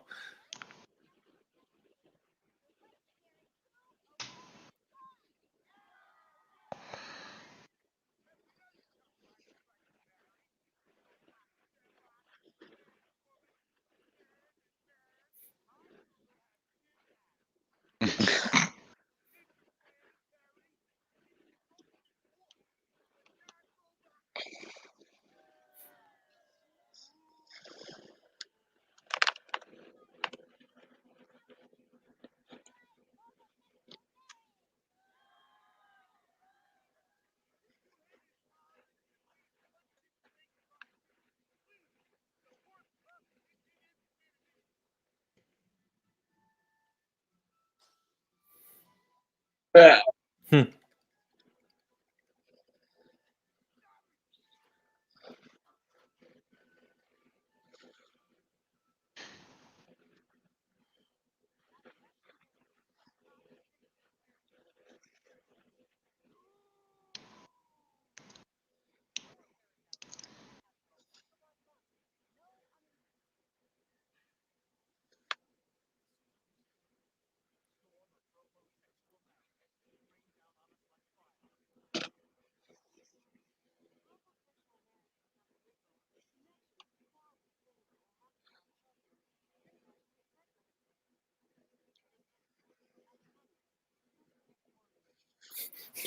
Yeah, that's how it is. That's how it goes. Yeah.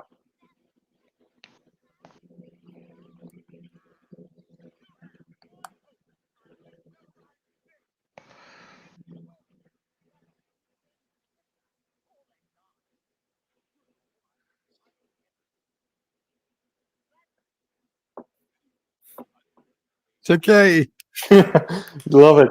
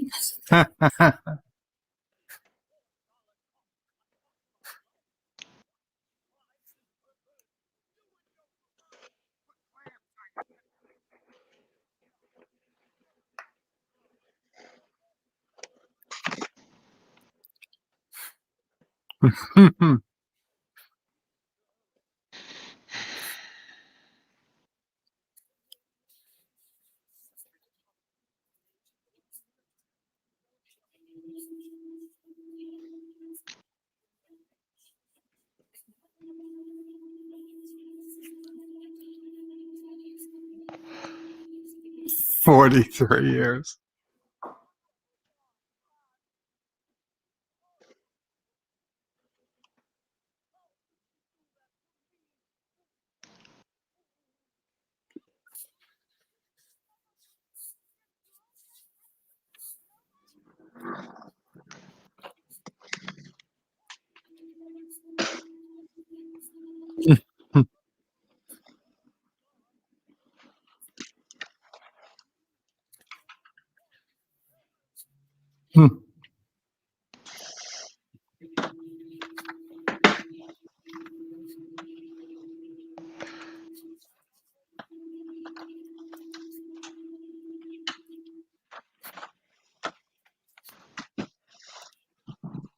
Oh, Thomas, yes, this is the proposition infinity.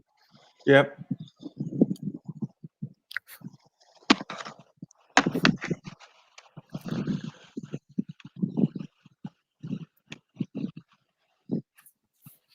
Oh my.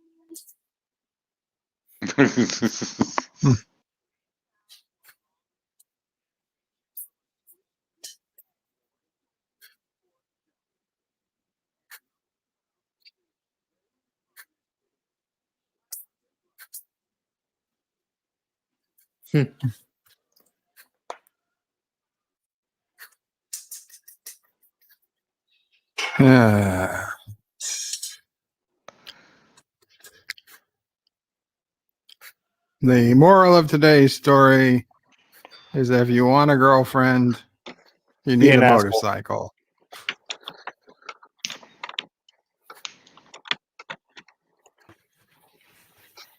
Bert, sell your bed and buy a motorbike. Yeah. Well, Bert has Fang Fang. Remember that. I gotta see if there's a way we can put 2 wheels on the hospital bed instead of 4. You just have to constantly move so it doesn't fall over. It might be hard on Mama Prey when she has I to just wanted to say. do things. And serve me food. I can slow down, but I can't stop. Get out of the way, Sassy. Charlie.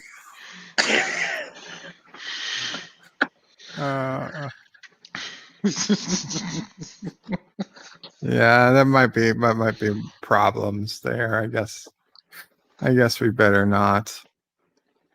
Better not go down that route. Anyway, though, those episodes, this is the new season, right? Yeah. They are completely different from the previous show. Really? Like the characters are the same, the humor. You know what? The humor is different. I realized it already while watching the first episode. Cool. It was. It's still Futurama, but I don't know. Something is different.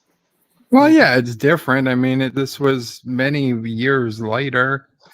Even if some of the writers were the same, they were older.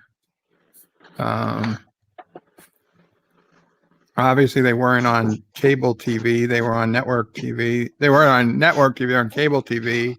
They could get away with a little bit more than they could on network TV. I don't know. I'm sure there's a difference. I'd be hard pressed to say what it was. It's hard to point it out. But I mean, other than the obvious that it's high def and 16:9. I would say something like the humor. No. I'm not talking about the format or whatever. It's really about the humor. Like it's even more like edgier, I would say. They cross certain lines they didn't cross before. Well, that's probably because they moved from network television to cable. Yeah, they can say words they couldn't say. Where they had to stop just short of. They could say now, and now they have different limits. But also, I imagine because it's their first few episodes where they get to say the things they always wanted to say. I wish. I think that kind of slows down as the series goes on because the novelty wears off. But maybe we'll see. I love how Thomas says, since Joseph was late, you should do 3 more. The fun part is we were on a my wife told me today in the afternoon, okay, let's go for a walk. And I was like, okay, sure. And it became a 2-hour, basically fast-paced walking in around the whole village and everything. So we came home. I made dinner. I laid down just to rest my feet because they were burning, and I fell asleep. And I literally woke up 5 minutes into the first episode, and I was on my phone. So I was deciding stream or episode. So I went for the episodes, and now I made myself a coffee and came to the stream. Yeah, that's so awesome. That's the whole story. Wesley asks, what are you guys doing now? Well, I'm going to probably eat something and work on, I'm going to be putting up a short 10-minute video on, no spoilers, but my opinion that people should watch Coming to America too. Okay. A lot of people have been not doing that movie lately. Yeah, I just basically a reminder that it's out there and a general my general feelings on it without getting into spoilers. Erica liked it. I didn't watch it. Erica liked it. I don't know. Yeah, that was basically the short gist of it is I liked it. I didn't think it was as bad as I didn't think it was bad. I thought it was going to be bad. It wasn't. It wasn't nearly as good as the original, but it was still worth watching. Hey, Bert, have you figured out what you want to show for next Cinema Saturday? Next Saturday is Goonies. Yeah. Okay. If I was going through your list, and you have yet to show episode 3 of Star Wars. Yeah, episode 3 is going to come up, I guess. Yeah, it's been a while, so I just wanted to remind you that you haven't shown that one. Thank you. We'll probably do that then the next week. But yeah, Goonies. Because yesterday, sorry, I left it. The movie was just. Nobody has to apologize for leaving. About it, man. Like not every movie's for everybody. Is not for everyone. You gotta have like a special connection to it. Like even though everyone crapped on. We were watching it, Commodore. Joseph was being inducted into communism. Oh, pretty much, yes. Yeah. He was watching America, the Evil Empire. There's many. Even though people shit on Beast Wars all the time, that's what got me into Transformers. It was after watching Beast Wars is what got me into G1. So without Beast Wars, many people in my age group may never even watched the original and saw how good that one was.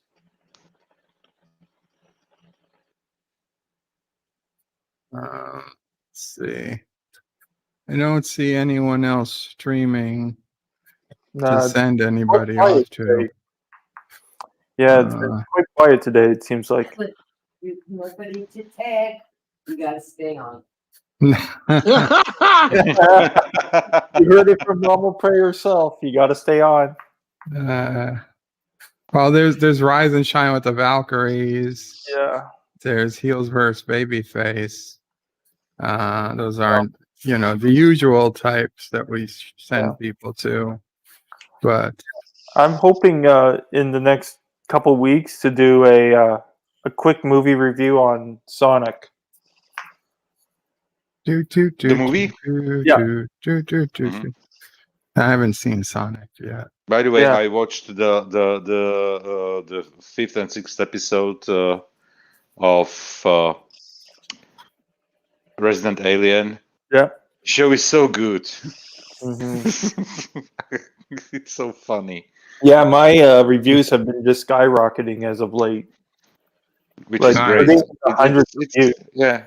You're doing the reviews really well, and it is the one thing, and another thing is, of course, you chose the right show to review.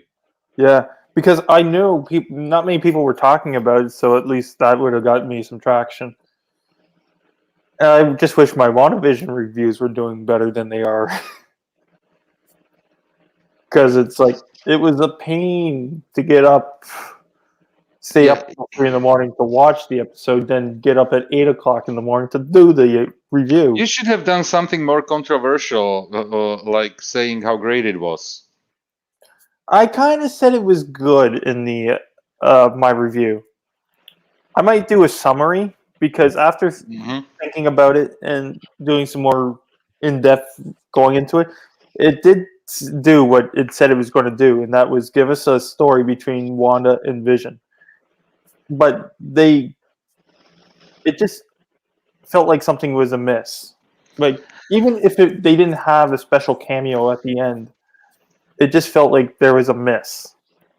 You know what? The everybody was hoping for a special cameo or something, but the question is if it wouldn't throw like mess up the whole flow of the show. And basically what they did at the end, they ended the story on an not so unhappy end, but they left so many things open for the future, which is actually that was the intriguing part of it. Yeah, and I liked it, and I will fight everybody who says that it wasn't good. Well, you got LG that doesn't like it just because his theories went down the crapper. But I do get his side of the argument that they put in so much stuff, and they knew we would pick it apart and speculate and theorize and all this stuff. That's why they even had to come out with the statement that they did before the last episode saying, yeah, your theories are wrong. You're going to be disappointed. Like, what other company would do that? Tell people that, yeah, we don't believe in any of the speculation. Because you know what, this is one of the things that everybody needs to realize, that under Kevin Feige, it's still running under one showrunner. All the movies, everything, and they are doing everything as they did with the movie. They are building everything up. They have already most probably they have already like the final plan, what they want to achieve in Phase 4. But there was a rumor about that Cumberbatch was supposed to do a cameo in WandaVision, but because of all the travel restrictions, they couldn't film it in time, or they couldn't touch it up, so they just cut it out because there are literally hundreds of flights all the time. There are planes in the air, so I don't believe it that they wouldn't be able to get Cumberbatch on a work visa to the United States. It was more because what was happening during last year. There were many travel restrictions because of a certain thing going around. Don't buy it. Neither do I. There are Elizabeth Olsen. Elizabeth Olsen was filming the show and was constantly traveling between London and United States, Georgia.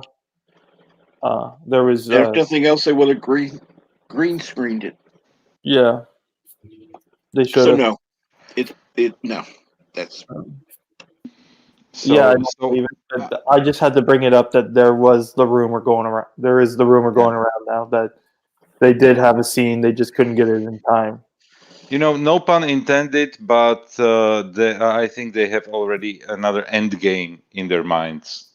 Oh, there's going to be another end game because there's still many powerful beings, but I find it's going to be harder to believe that they're going to struggle against some of them because they've already come out and say Wanda's the most powerful being in the MCU. Most powerful, but not unbeatable necessarily. When you go through comic books and everything that was said, there are still. It's the same thing with like with DC and Superman. Basically, when you look at the Superman as a character, he is unbeatable. Yeah, but it's just going to be harder to believe it's going to be such a threat now with these other villains that they're going to bring in because you can just see, well, just bring in Wanda and she'll snap them away. You know what? They can do exactly what they did with Vision in Endgame. Or sorry, it was not Endgame. What was it? The one before Endgame. Yeah. Well, I'm going to do a bit of a controversial video and talk about my summary of WandaVision. I will highlight the good stuff, but I also say what I truly feel about the bad stuff, about what they could have done and what was crap about it. Like, they didn't even need to have a cameo. There was just subtle things they could have done in the final episode that would have made it better than what it was. With Vision, what they did, he can become how do you call it when they can reach through him, or he can reach through material? Phasing, or he could phase. Why didn't he phase when Thanos was taking out his Mind Stone? He was too weak at the time. Was he? Because he was already injured. He already died once. Like, he was on his last legs anyway at that point. Because phasing could have saved him. Such an easy thing to do, and he was phasing in and out throughout the fight. It didn't seem like phasing took energy from him. Yeah, but it could have. We don't know. Well, the problem is that if he could do that, there'd be no movie. We know why. Yeah, of course. It's an overkill power. It's a power that's so powerful that if you just used it too much, there would never be a movie. Yeah, what I'm trying to say is basically they are adjusting the powers of their characters throughout the movies as they fit the narrative. So they are inconsistent in that way. Yeah, pretty much throughout. Just look at Iron Man 3. Yeah, the suits are indestructible, unless the suit is hit by a car and it falls apart. Yeah, Mark 42. Yeah. So those are like the small things where they are basically just playing with playing the characters as it fits the narrative, which is, and I think it's completely fine. It's completely fine. I'm still going to enjoy the Marvel movie for sure. I'm still uber hyped about Black Widow. I've been waiting over a year for this movie to come out, and hell, I've been waiting years since I started watching the MCU that I want to see a Black Widow movie. As well, I lost track of what I was going to say. Crap. Yep. Something about being overhyped. No, I'm just excited to see it. I don't care what happens. I just want to see some great Black Widow movie. As long as it brings me some action and it shows Black Widow, Scarlett Johansson kicking some ass, I'm good. I'm with you on that one. That's what I expect from the movie. I want to see action and I want to see Johansson kick some ass. But right now I remember. For the next Captain Marvel movie, I believe Captain Marvel will not even be the main focus of the next Captain Marvel movie. Monica Rambeau, you think? Yeah, it's going to be Monica Rambeau because that's just something I feel. I think the next Captain Marvel movie will not feature prominently Captain Marvel. I think she'll be. I can say only so much. Movie. Yeah, I can say only so much. Monica Rambeau is a much more compelling character than Captain Marvel was. Well, it's because of the bad writing. They wrote the character bad.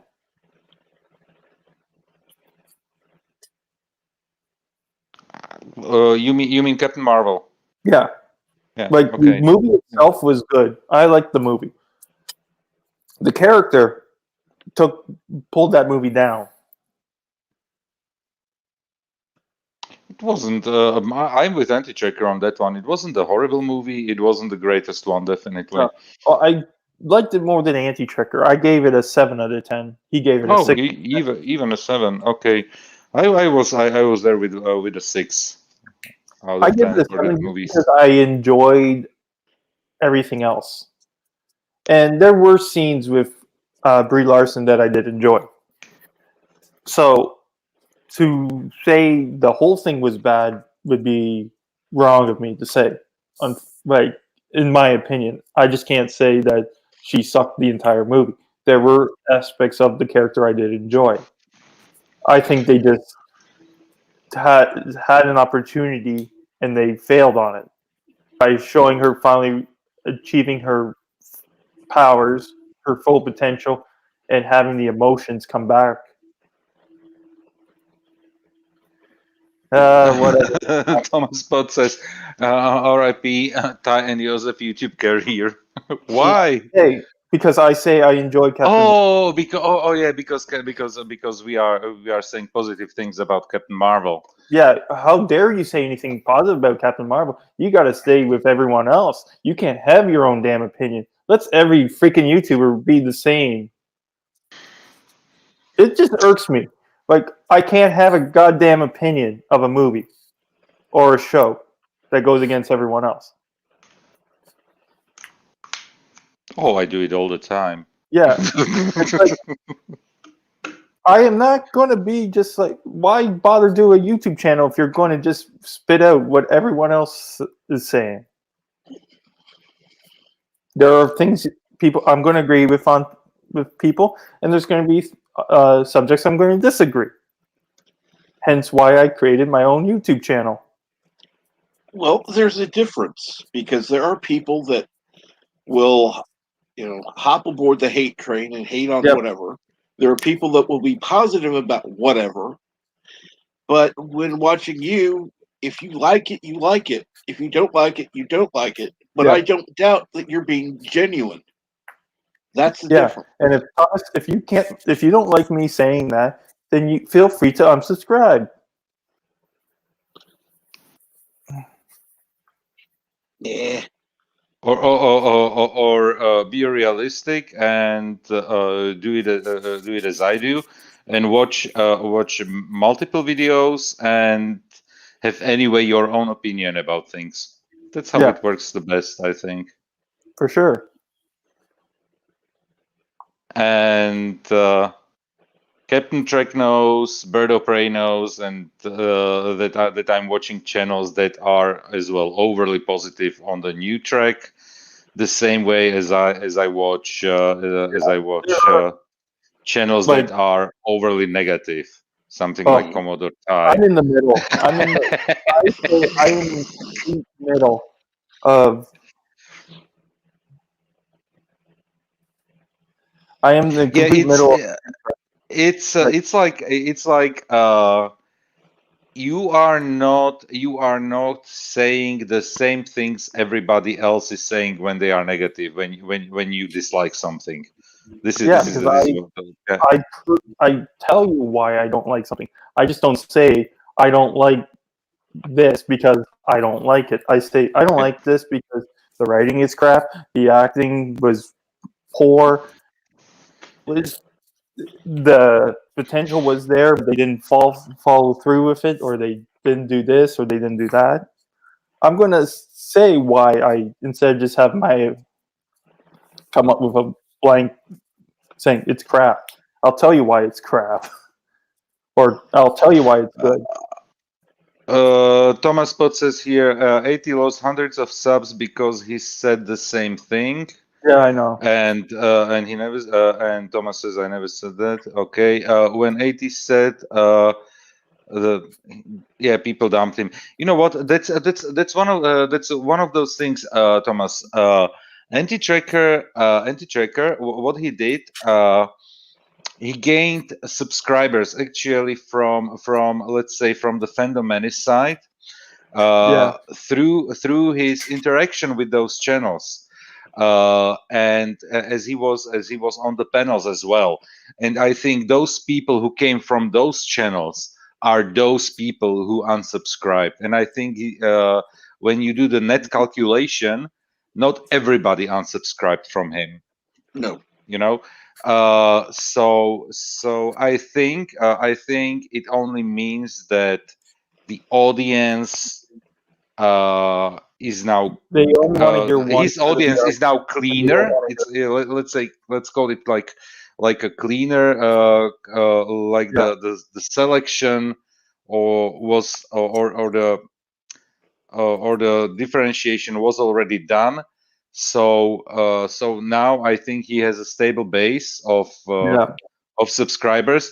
The only thing is with being on neither of those sides, he's not growing as much as he actually could if he would be more divisive. But I understand as his point of not wanting to be divisive. I don't wanna manufacture hatred or enjoyment from something that I don't feel about it. Like, I'm not going to praise everything about Star Trek Discovery, or I'm not going to hate everything about Star Trek Discovery. Like, yes, there is an 80 to 20% 80 to 20 ratio, with 80% of Discovery I don't like and 20% I do. But I'm not going to bash the. You're not going to dismiss those 20% that you like just for your own integrity. Yeah, which is something that I actually consider the right approach. Yeah, because I'm going to say it, like, I enjoyed the character of Lieutenant Detmer. Like the near-death scene of Saru, I thought was probably some of the best thing they did.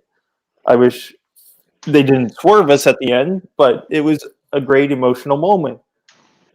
I liked the stuff that Pike did when Michael Burnham was not around. And I say the majority of the reason why the show is failing is because of the writing and the acting that Michael Burnham. And it's not, I still say it's not her acting. it's the way how the The direction directors of of her. those specific episodes position her. Yeah, because literally when you go and watch the episodes that, let's say, Jonathan Frakes directed, I think those are some of the best ones. in those episodes, Michael Burnham is not whispering and she's not crying constantly. And she's not the center of attention in most of those episodes. So and there you have immediately a recipe for a more compelling character. But if you have a director who is directing the actor, the center of the universe, it's like, yeah, I don't care. There's nothing about this character so far that I care about. I do not care about Michael Burnham. Now, I've said it on the virtual pub a few times. She needs to leave if that show has any chance of being a success. Because if you've watched my season 2 reviews, the episodes I've enjoyed so far are the ones where she doesn't play a major role in, or she's not even in. And the only reason I despise the second episode of season 3 was because they were doing so well of finally building up the rest of the crew, and then lo and behold, guess who comes to save the day? That was the best episode actually from the season because of having all the actors. Yes, I agree, but they ruined it because they brought her in at the end to save them, and then they follow up with episode 3, which is basically the let's line up and kiss her ass episode. Yeah, this is how it ended. Yeah, you're completely right in that with that one. And by the way, she had as well good moments. She had as well good moments in the season. Very few, like when they went for if you remember the one moment when they went for, which episode was it? The third one, I think. When they went for the archive of all the seeds and plants. I can't remember. And Michael Burnham, and Michael Burnham took over the command of the Discovery because Saru was staying with the Admiral. Okay. And she was giving out orders. Well, that was a moment where she actually shined as a captain. Yeah. So I'm going to probably lose even more subscribers after saying this, but I think at least with the finale of season 3, with her finally getting the command, they can finally get off the she's perfect in every way and actually focus on some. You know what? But I have still problems with her becoming the captain for one reason, because every time we're talking about Star Trek is about stories of morality and giving you a morality story of the week. And what they did basically, they said they actually said it through the Admiral in the episode. You can basically do as much crap as you want. At the end, you will be rewarded. Yeah, they essentially did that, which that is a bad message to send to people. It's like, oh, you can be as big of a dick and not listen to any of the rules and still be rewarded. Yeah. But which I didn't like. Which I didn't like. But it's not that she became captain that gives me some hope for season 4. It's that we might finally get some decent Star Trek episodes and be like, okay, now they're going to be doing adventures again, like exploratory stuff. No more season-long arcs, hopefully. I'm glad that you're hopeful. I am, but I know I'm going to bite. Considering the past, I think that hope is misplaced. The hope is you. Oh, sorry. Oh, God, thank you, Joseph. Yeah. The hope, I feel like it is misplaced, but and it's just going to be. You're reaching in that replicator and gonna pull out another replicated apple. Yeah. You know what? You can basically what you can do is you can combine your triple cereals with the replicated apples.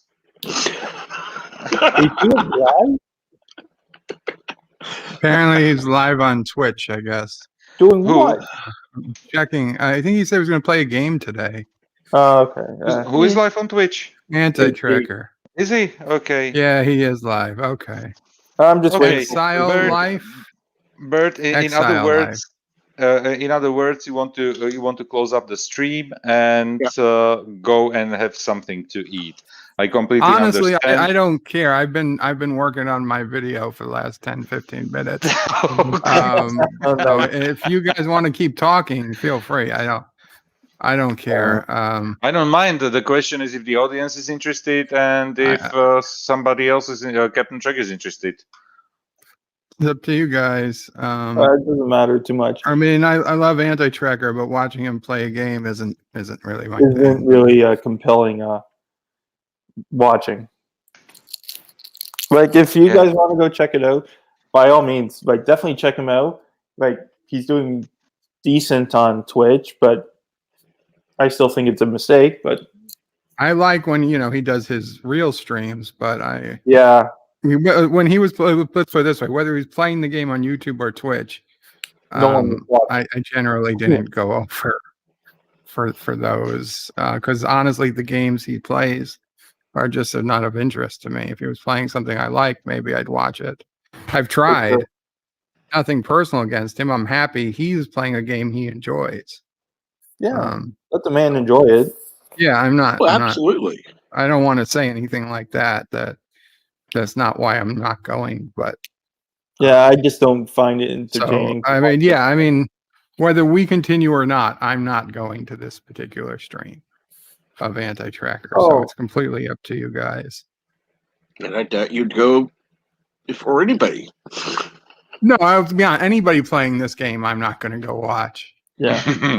Unless it was like my cousin, and that would just for the first time or something. Yeah. But that's really it. It's Well, not that I didn't give it a chance. I think Dibs is not playing as much as he used to play. No, right? he restarted. He only started playing again recently, and he's still not doing as much as he used to. Yeah. Understandable with two little kids in the household and being after the move and everything. He moved. Yeah, he took 2 months off completely from playing, and he only started up again a couple weeks ago. Yeah. Who was that? My cousin Dibs. He comes in the chat sometimes as Dibs. Oh, cool. He's a big time Twitch streamer now. He's got all the fancy graphics and sound effects and lights blinking. He has a nice setup and a nice studio even in the old house and everything. Yeah. Well, but the old his house language is not PG. Well, he's streaming at midnight on Twitch. His language is not going to be PG. My language isn't PG. Okay, your language is like PG-13, but his is literally. Are you saying his language is worse than mine? Oh yes. Maybe he must hold back when I'm there then, because I don't ever hear him saying anything. Really, on certain streams there is more F-bombs than breathing. So. Oh, well, I mean, listen, you're playing a game, you're getting shot at, you're going to F-bomb. Oh, for sure. Shaka when the walls fell, says Cinnabon. Yeah, that's some pretty rough stuff. Now, honestly, Cinnabon's game, being a pirate, That I find entertaining. Yeah, that's I watch. entertaining game. Yeah, Cinnabon. That's a good game. Cinnabon, Cinnabon flying a plane. That's entertaining. Those types of games I watch. Space Engineers, obviously, I watch. Cinnabon, fire up Steam and go and play some pirates. Yeah, good idea. Would his language make a sailor blush? Says Darth Maul. If it's just F-bombs, I don't think so. I have a hard time picturing him saying much worse than F-bombs, but he might. Is there even something much worse than an F-bomb? Of course, in there English? are a couple of words we don't say around polite company that aren't, and I'm not talking about racial words, but you mean something like the C word? Yes. Is it considered in English, in American English? That's a lot worse. What's wrong with you Chicago? could hear somebody saying the F word up and down the street here, and half the people would ignore it. You got somebody yelling that, and you're gonna get people upset. Mm-hmm. Well, the fun part is he'll be on a little later. Yeah, you need a nap. Yeah, he needs a nap. Okay. The fun part is the C word when you write it with a K in Polish language and in like and not like the not like completely everywhere used, but in certain regions of Slovakia, the word, as you say it out loud, means the word edge, like edge of a table or edge of a cliff or something. So it's so funny. And when you and in English when you say peachy, it's exactly the C word in Slovak. So yeah, funny languages. Different words have different meanings. That's for sure. Yeah. Well, I'm gonna head out. Maybe try to figure out what videos I want to get done for this week because I got to figure out what I want to put up on Friday. Still got to do the time tunnel, that's for sure. Do the Superman and Lois time tunnel and Resident Alien. Is Superman and Lois any good? I still didn't watch it. Decent. Yeah. So far, so good, but I've been hearing only good things. Yeah. So I'll check it out probably as well. Yeah, I definitely want to finish. I'm almost done Picard. I got to just do episodes 8, 9, and 10. Do you get any views on those? Not much. Not many. Yeah. I just want to get them done before the next season shows up because, of course, I got to do the next season. Maybe at the time it will get some traction. Yeah, I think once it gets closer to, they'll probably pop up a bit. From what I understand, they were supposed to start filming it, like the second season. Yeah. Already. They are advertising the second season to be out by 2022.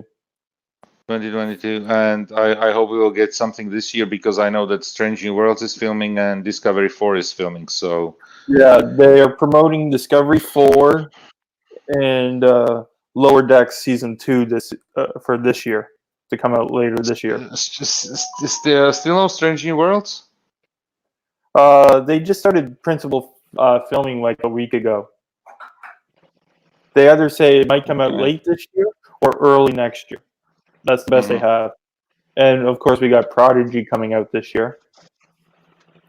I still want to see some more stuff from them. Like, give me something besides a shitty photo.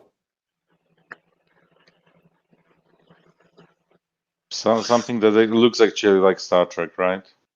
Well, that's like I'm finding it harder and harder to figure out what's with this because they got so much Star Trek, like for their secondary characters and stuff, but their primary characters that we've seen the photo for look like they belong on Pixar or Marvel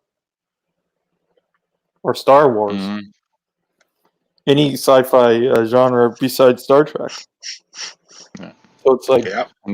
they got, Yeah. but if you read what their secondary characters are going to be, it's like this is great. Sounds like interesting Star Trek because you got the Nobulan. We get to explore more about the Nobulans, the Ferengi, the Tellarites. You get all those. But Yesterday, who was it who mentioned the Ferengi females being like males on Star me. Trek Prodigy? It was you, right? Yeah. Okay, I don't remember who said it. Yeah. If you check the one video I did about the supporting characters, I talk about it in that video, and I think I shared a link to the article. But they describe, like, they have a good amount of information about their secondary characters, but they got nothing about their primary characters, and it makes you wonder why. That they have so much information about like secondary characters and what the show is going to be about, but they have nothing about their primary characters. You think I have so much time to watch all your videos? No. I'm just saying, if you want to know more, that's the video to watch. Yeah, of course. I'm just joking. And Darth Maul says here, everyone's waiting for Superman to go Vogue. Actually, I think it's going to go the opposite way because in the last episode, you have Lois talking about censorship, and she's taking the role of what we've been saying on YouTube for a while.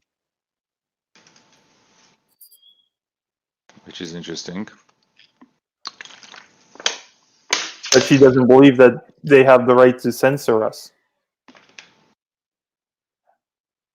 Which they don't, obviously. Yeah, but that's the position Lois is taking.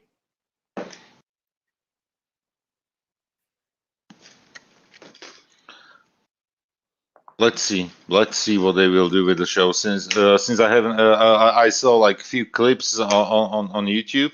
Yeah, which I find extremely weird that so many clips from those episodes are on YouTube and not taken down. What? Well, they want to get people to watch the show, maybe. What show? Superman. Superman. Oh, the Superman Lois show. Yeah.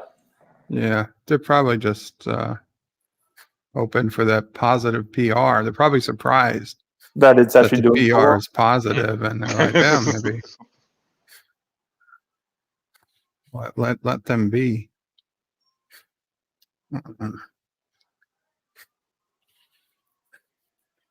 Yeah. I want to know if a Horta will appear in Lower Decks or Prodigy. Star Wars has the Rock now. They're Rock now. Oh, man. Yes. Freaking Geode. Couldn't they at least have made it like Geodude from Pokemon? At least have some arms. It's a freaking rock. have you read Cinnabon's comment? Cinnabon says Superman will be injured and become Supergirl. And will have issues and demand to be called Super Them. Oh, man. Oh, man. But, yeah, I think I'm going to do a video.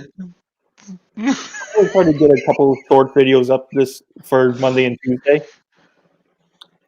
And I'm going to probably do another Prodigy. I'm going to do one about this stupid rock thing. And maybe I can get a top 10 list done.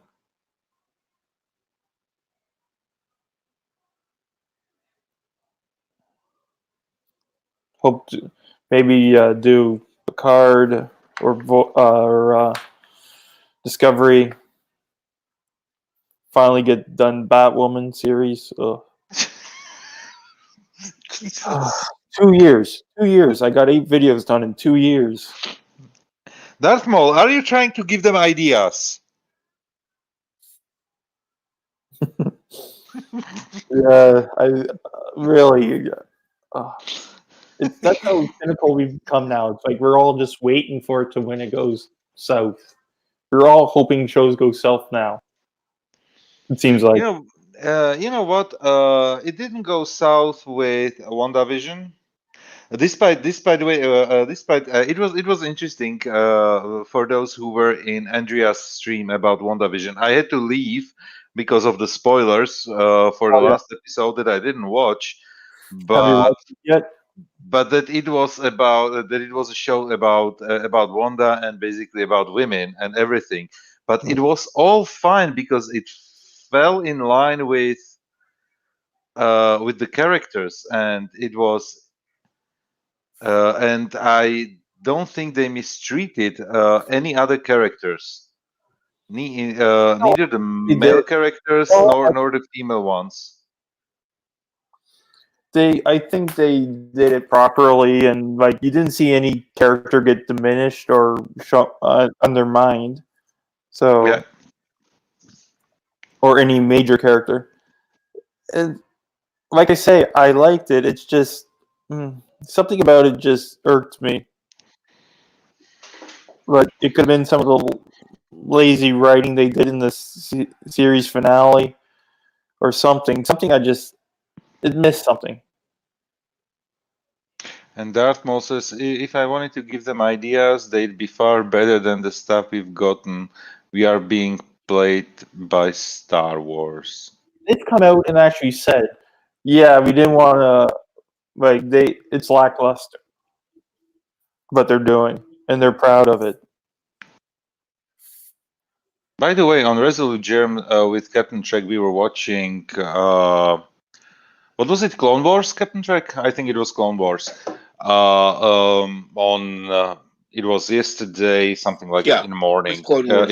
Like more, he does his something. Resolute does his morning streams with Saturday morning cartoons or something, how he calls it. Yeah. And it was yesterday. I tuned in, and it was the first 3 episodes of Clone Wars that I ever watched. And I think, and I liked everything I saw on that one. It seems to be a well done show. So I didn't pay attention to animated Star Wars or the extended universe that they created, because I'm not the greatest fan of Star Wars at all. But I like it. But I'm a normie. I would call myself like a normie fan.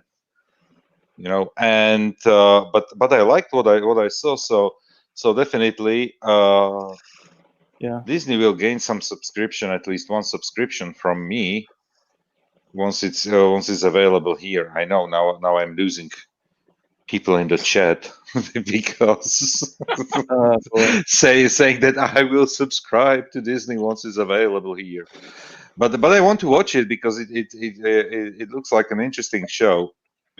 Well, I'm waiting for the announcement of when Bad Batch is going to show up and when Ahsoka premieres. So, because my idea is to review selected episodes of Clone Wars and Rebels that will link to them prior to them being released. So at least I have a general foundation to talk about those episodes once they come out. So once I learn the premiere dates of them, like say Bad Batch will come in July, or as an example, then I can start reviewing those episodes where the Bad Batch were introduced to Clone Wars in June. What I'm surprised, why didn't we get Ahsoka in any other movies? Because she's such an interesting character. At least from The Mandalorian, what I saw there, because I don't know anything about her from... Well, she never really became a popular character until the Clone Wars, which happened around the prequel trilogy. And of course, Kathleen Kennedy can't stand having another powerful female that's not one of her creations. That's why we only got Rey. Because Ahsoka would be so much more compelling character Yeah. I think because I don't know, but it, from what I saw on Mandalorian, because that's the only introduction that I had to into her She's in character. Clone Wars very prominently.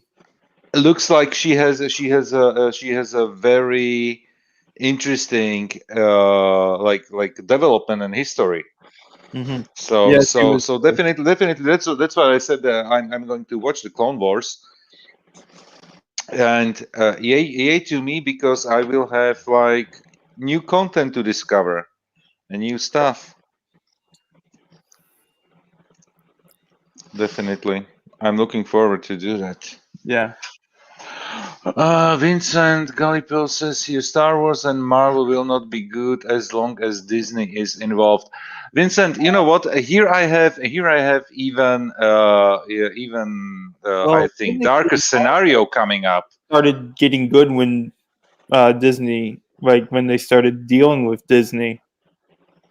That's when Marvel really took off. Maybe because they got the exposure and the budgets that they needed to actually make the stories.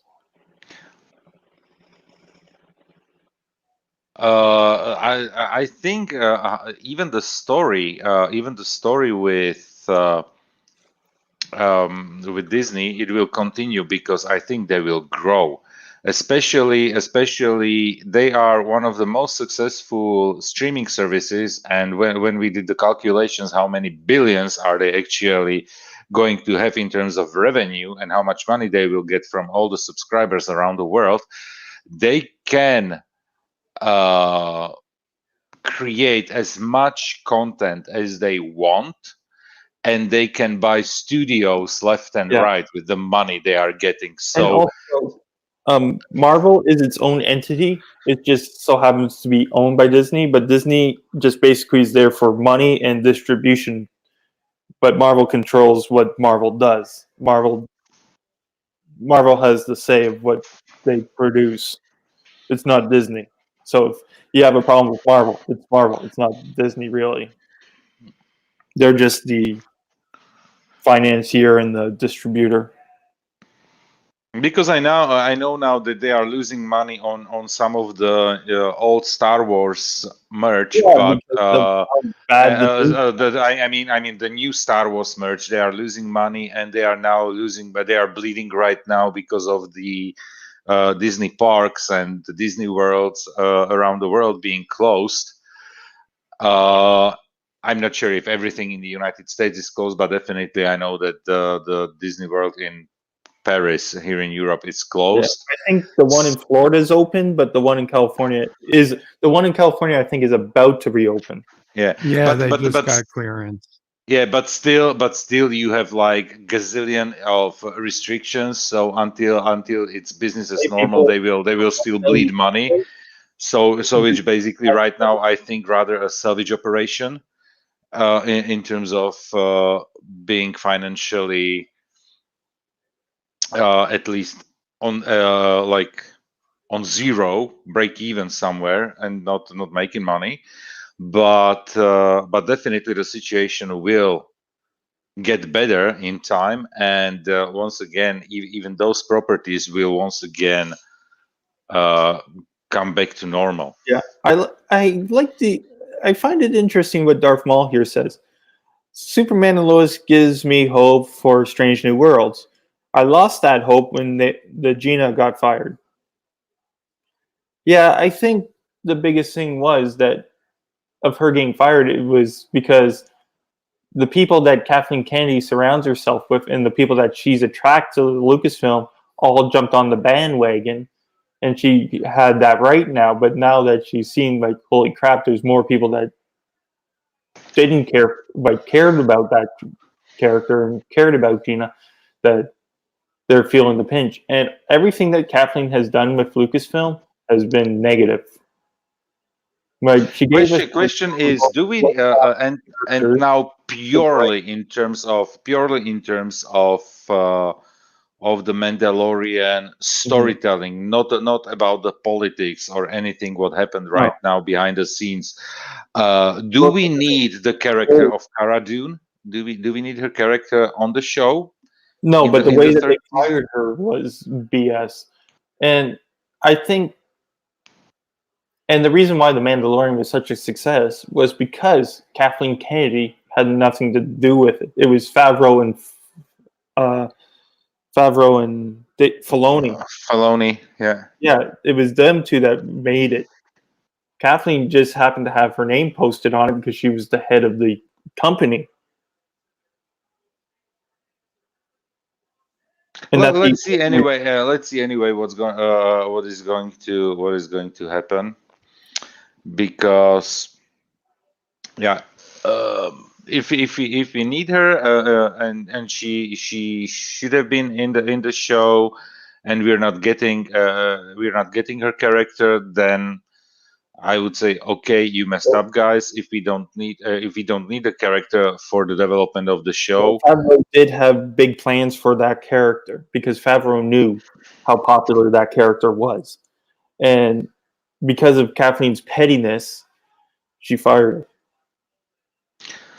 you know what? The thing is, the blame. The thing is, as with many things, in current society, as much love she got and support, how much support Gina Carano got from since she was being fired, there is same and equal amount of hatred towards her. But you have every person that's worked with her saying, like, this is bull. They're like, the people that have known her directly have not said anything negative towards her. The only people that are saying negative stuff towards her were the people that didn't like her to begin with. So she was never going to get those people regardless to side with her. But everyone I still think it's dumb. Yeah. But yeah, exactly. So those are the people that Kathleen Kennedy listened to instead of the people that actually knew her or worked with her. Because Favreau's pissed off, the rest of the cast is quite upset, and Disney's taking notice. It's like, I understand that they keep coming out with the same rumor that she's going to get fired, but sooner or later she will have to answer for it. And from day one of Lucasfilm, it's just been going down. If you plot it on a graph, it's been basically a downhill trend of her Star Wars. It's been negative ad after negative ad. Yeah. You started off with the Force Awakens, which was decent. It was a promising start, and then you had Rogue One, which was quite well done, but it was a story that didn't need to be told. No, but it was enjoyable to watch. Then you had it was enjoyable to watch, and I can tell you, I liked Rogue One where it went. It was a well done movie. Despite there are still scenes that they put into the trailer, and I would like to. I wanted to see on the screen. Like the biggest meddling was that they had to add that little sappiness at the end. It's like it was supposed to be a dark movie to begin with, and then you had The Last Jedi, which basically broke the fan base. It just cratered after that. And this is actually, and there I have to agree, because honestly, when I left the theater after The Force Awakens, I was like, yeah, okay, I didn't mind that movie at all, and yeah, I didn't mind it, but it was all nice and well done, and I was like, okay, this is exactly in the same pace and pattern as episode 4, A New Hope. Yeah. But I didn't mind the repetition because I was blown away from all the new special effects. We got new characters. I really liked the character of Finn. I really like the character of what's his name, Poe. Ray wasn't that annoying in that movie. It was. Yeah, It the was. second half she was. It didn't bother me. And what I wanted to say is, when we went to see The Last Jedi, after the movie was over, I left the theater and I remember one distinct feeling. I felt pissed off. I wasn't disappointed. There was no enjoyment out of the movie. I was pissed off when I left the theater, and it was before all the Fandom Menace channels basically exploded after that movie. Yeah. So it wasn't like I was influenced by somebody because of watching some reviews or anything about it. No, it was like genuine feeling of being upset when I left the theater, and then I basically started was looking for the reviews and everything on YouTube, and I was like, okay, so it's not only me. And I think and I think every single negative response to that movie, and I'm not talking about what's happening in the background of about the politics or everything. Was Force Awakens, Rogue One did well, and then you had Kathleen Kennedy and her infamous "The Force is Female." That's when it started going down. Then you had The Last Jedi. It cratered. They tried to stop the bleeding with the Rise of Skywalker, but it didn't help at all. Then you had Solo. That bombed. First Star Wars movie to never make a profit. But then it started going up a bit with The Mandalorian Season 1. Continued going up with Mandalorian Season 2, where it peaked with the Skywalker scene. But then, instead of riding that wave of hope, they decided, oh no, this can't happen. Then you had Peter Padovano in the writing room attack the fans for feeling emotional towards the Skywalker scene, and then you fired Gina Carano, and that just plummeted, and that's where they are now. But you know what? The problem with the internet and the world is that the next Star Wars show comes in December. Yeah, and I don't think many people are too thrilled to see it. Honestly, everybody will forget about Gina and about It's been almost a month about the bashing of fans and everything. Everybody will forget about it. It's been almost a month, and it's still like one of the big top issues. Trust me. Trust me. It's still just one thing when you realize everybody's basically still locked in their homes. There is still not all the freedoms that you have, and all the frustration you can basically spit out on the internet. In the next few months, basically, the life will slowly return to a normal, and people will forget, and everything will cool down. But trust me, the new Star Wars show will be watched. It's going to be a fat show. Sooner or later, yeah, they might have a good next show, but then Kathleen Kennedy's going to open her big yap again, and it's going to plummet even further. It's like you're watching it just tick down. Like you might have a spike here, then goes back down. You might have a spike there, goes back down. Yeah. Let's see what's going to happen, because Darth Maul says here, I wasn't thrilled about the Book of Boba Fett, but The Mandalorian sold me on it. Not completely sold, but got me interested. Yeah, and that's the thing.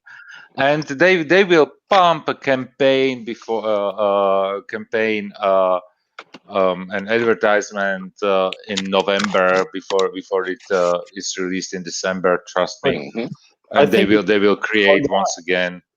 They're just like, no matter what Filoni and Favreau do, because Kathleen Kennedy and her group sunk it so far down. It's like, even if they have an unmitigated success, Kathleen Kennedy can undo that whole thing with one press conference. I'm not. Let's see what's going to happen. I wouldn't be surprised if there was once again a big hype about Boba Fett around the Boba Fett show, because he is one of the most beloved Star Wars characters that we never got to know in the original movies. Kathleen is probably one of the most hated women in the world right now. Yeah, but honestly, the question is how many Star Wars fans are interested in the politics of Kathleen Kennedy. That's the one thing. It's what she's doing to the franchise, and she's letting her politics destroy the franchise. If she kept her politics out of the franchise and just let it run its course, we wouldn't be in this position right now. But because she had to inject her politics into the franchise, is why we talk about her politics. And literally, I can tell you, I wouldn't even talk about her because I couldn't care less about her. The only thing is, okay, we got the Last Jedi that was a train wreck as a movie, and then we got basically the course correction. A course correction that didn't work out because the train was so far derailed that you couldn't bring it back on tracks. Yeah, the best thing was do, because with The Rise of Skywalker, while watching it, I enjoyed the movie. But it was hard for me to enjoy it because in the back of my head was just like, okay, when is it going to suck? When is it going to suck? When is it going to suck? But that's one of the things.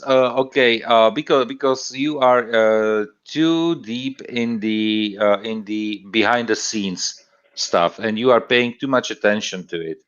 Yeah, it is. But just imagine teenagers. Do they pay attention to Kathleen Kennedy? The people who are watching the Star Wars, they don't.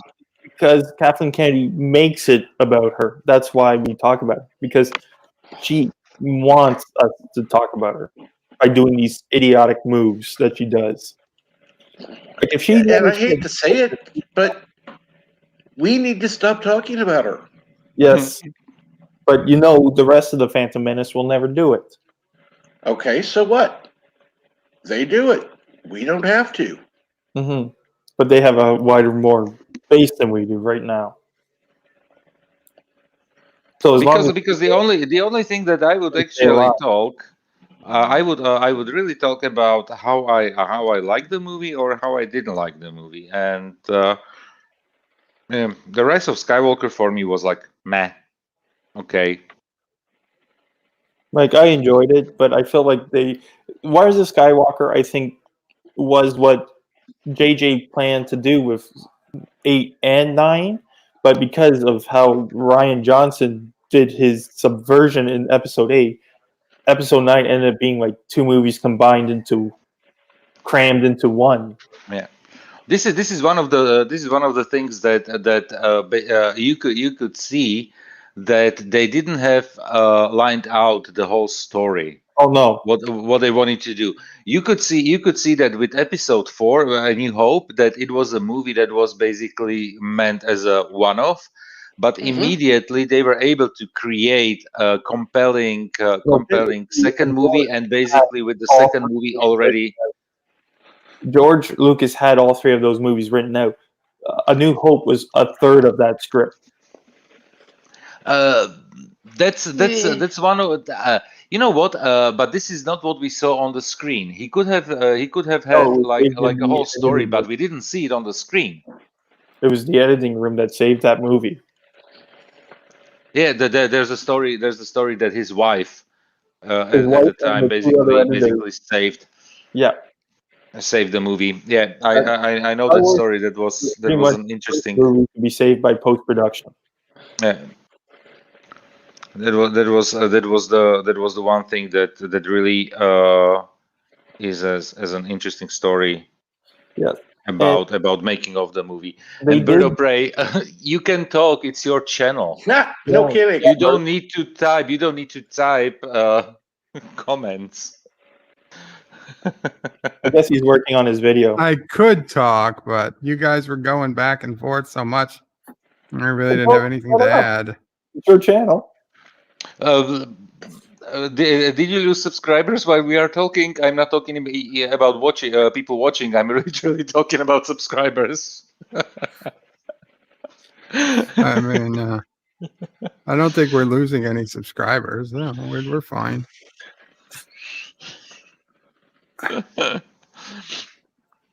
No. Let's see where it's going to go right now. With all of that stuff. Yeah. Definitely. Oh, Star Wars, Star Trek. Yeah. It's all going. No, you know what? I can tell you only so much. What gives me hope for a slight course correction in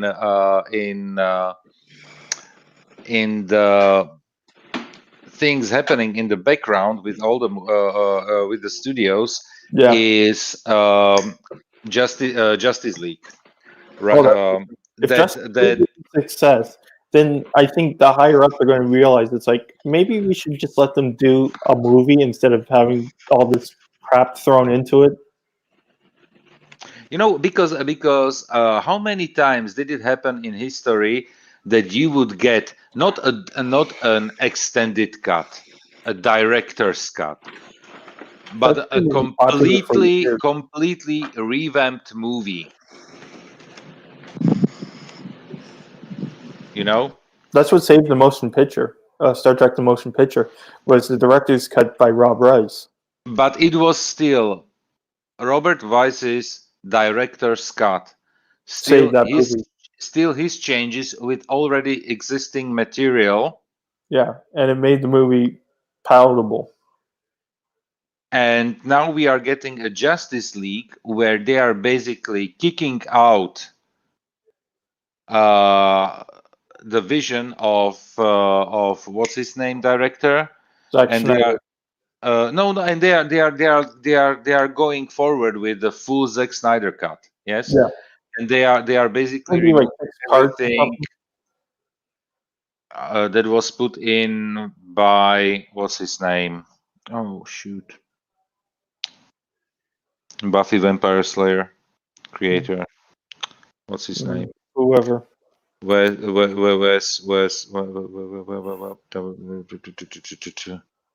Oh shoot! I keep forgetting his name. But he did the first Avengers movie. Yeah. So this is going to be an interesting twist.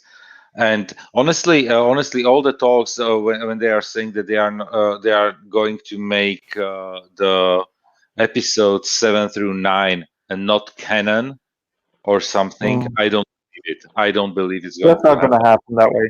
I'm sorry, it's not going to happen. They can hope and pray all they want, but you know it's not going to happen. There's too much money invested in those movies to make them. They don't really mean anything. There's just too much money invested in them. You're stuck with them. They basically put something like $1 billion into the trilogy. So I don't think they are going to completely dismiss it and say, okay, it's not canon and let's make a new trilogy that the fans want. No. We will get definitely we are going to get new movies. We are going to get new Star Wars movies in the long run. I'm sure of it. Bird put out his video. Well, we just put out the I just got the notification now. The Coming to America. 10 minutes and 3 seconds. One of my shortest videos ever. How is it possible? I mean, how's it possible? I've been working on it while you guys are talking. Why do you think he was? I know, but I mean, like 10-minute video from Bird of Prey is. Oh, how's it possible? Because I was trying to do a 5-minute video. Yeah. Oh. So just watch that 1.25 Okay. and you'll be just Basically, fine. you should aim for next time you should aim for 2 YouTube minutes. Shorts. YouTube Shorts, 60-second video, and then then you will probably be able to create something. Yeah. Okay, so Vincent says the Rogue One prequel with Cassian Andor is supposed to be the next thing on Disney Plus. Okay, so Andor's the next one. What about? Have you heard anything about Bad Batch or Ahsoka?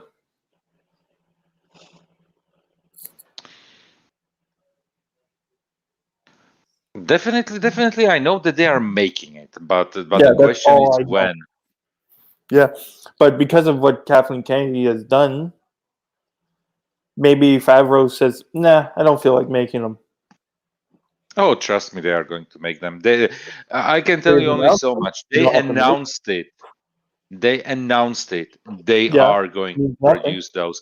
They But the mean question is, how does it look like with the Kenobi show?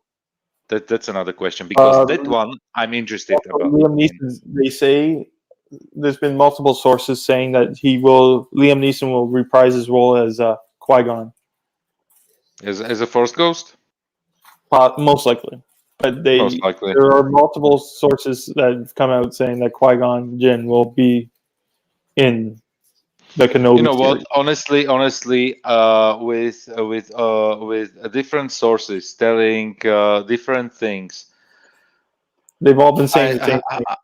I'm not believing it anymore, because there were so many sources claiming what of cameos we are going to get in WandaVision, and not a single one in the last episode. So Yeah. I But don't know. there I have don't been know. multiple sources saying the same thing. Before, with WandaVision, though, you had multiple sources saying different people. And they just misquoted what some of the actors said. Yeah. And they You know ran what? It's possible, and why not? He could reprise his role. It's not a problem. Same as I would really like to see that show what they are trying to achieve with the Kenobi show. Yeah. I want to see it, definitely. And the fun part is, Darth Vader back into it. are they going to bring Darth Vader back? Yeah, that's what has been said, that Hayden Christensen has re-signed to play Vader. Did he? Because he wanted to quit acting completely. Yeah, because he wasn't that good to begin with. Wasn't he? Have you seen what he did in Clone Wars? He was drier than sand. I wasn't watching Clone Wars. You mean Attack of the Clones? Oh, Attack of the Clones, the movie. Yeah. Bad Direction. Have you seen Jumper? No. You didn't see the movie Jumper? No. Watch it. It's a good sci-fi. It's a good sci-fi movie with Yep. Hayden Christensen in the lead role, and he's not bad at all. They're coming after Pepe Le Pew now? Son of a Yep. bitch. Yep. Again? I thought they were coming after him because of, being a bad stereotype of French people, but that's Nope. not even it.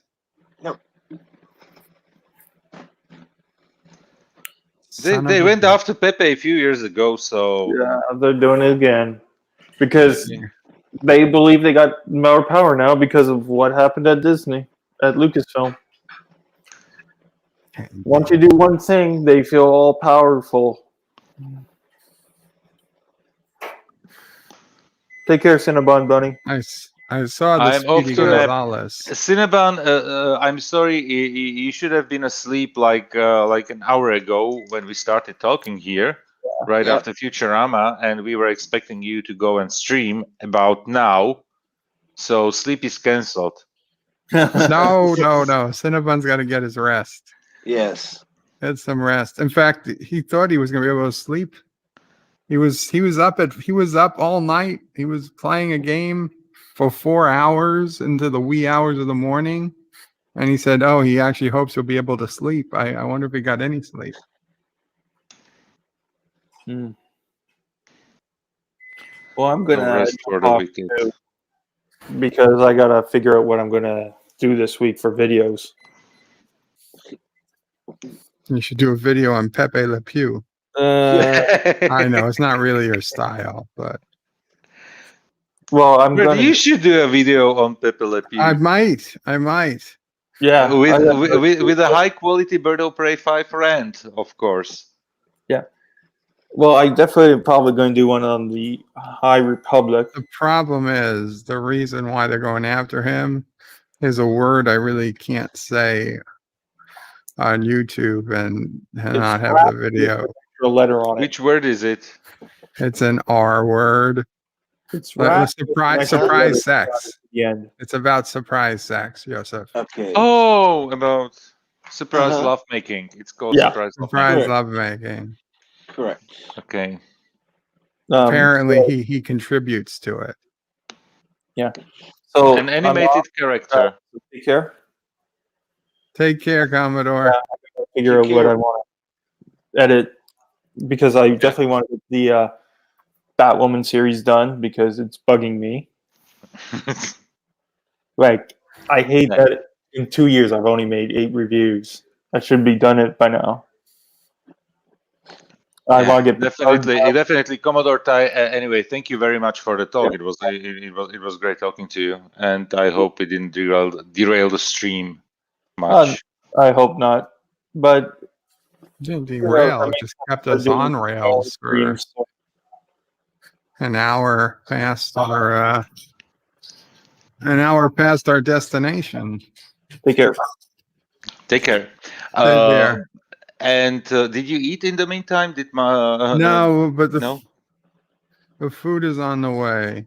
Okay, so Mama Prey is keeping you hungry. Sassy, come on, calm down. And we had a little issue with Charlie.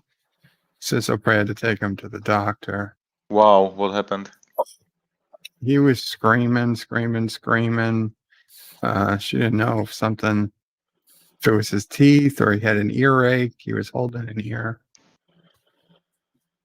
Anyway, she's on the phone with Sissel Prey now. Okay. I'm going to be quiet so she can hear. That's bad. Yeah. I hope the little one is going to be okay. Not a stupid ear infection like I had. By the way, it's gone, which is good. Yeah. This is the problem with little kids, that they cannot tell you what's wrong with them.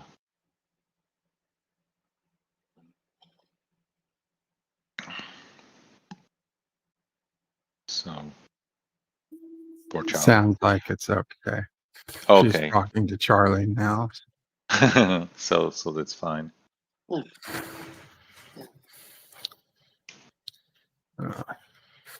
It can be teeth, and especially some of the teeth can be painful. That it can cause even fever and all that stuff.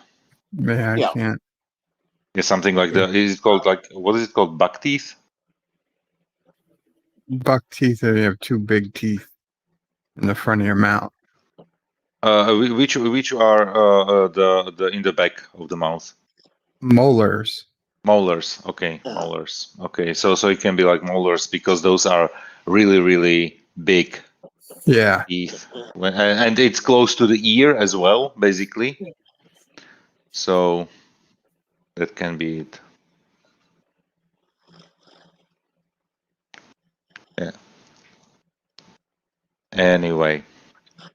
Yes. And another topic or end of the stream? I think we should probably end the stream here. Yeah, good idea. Good idea. So in that case, Captain Trek, I see you in the morning. Yes.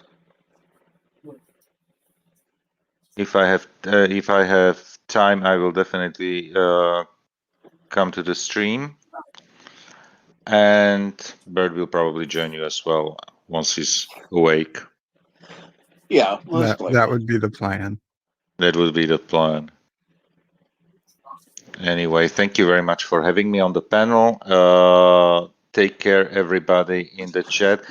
Here, you see, I caught up with everybody right now by talking for over an hour here with Commodore. so yeah, great stuff. So thank you very much again for having me on the panel, Captain Trek. Take care. See you in the morning as well as you, Bird of Prey, and You're life welcome. tomorrow. Yeah. Take care, Joseph. Oh, Diane. Oh, okay. That's for Mom's picking it up. So pray. Calling on the other phone. I still didn't turn off. Captain Track, anything you want to say before we go? Just tune in tomorrow morning, 5 a.m. Central, for the morning brew. Sounds good, guys. And thank you all. Great stream. Long stream, but good stream. Qapla all, panel out. Oh, and please check out my video I just released if you haven't. I'm coming to America. Like, a comment, and honestly watch it.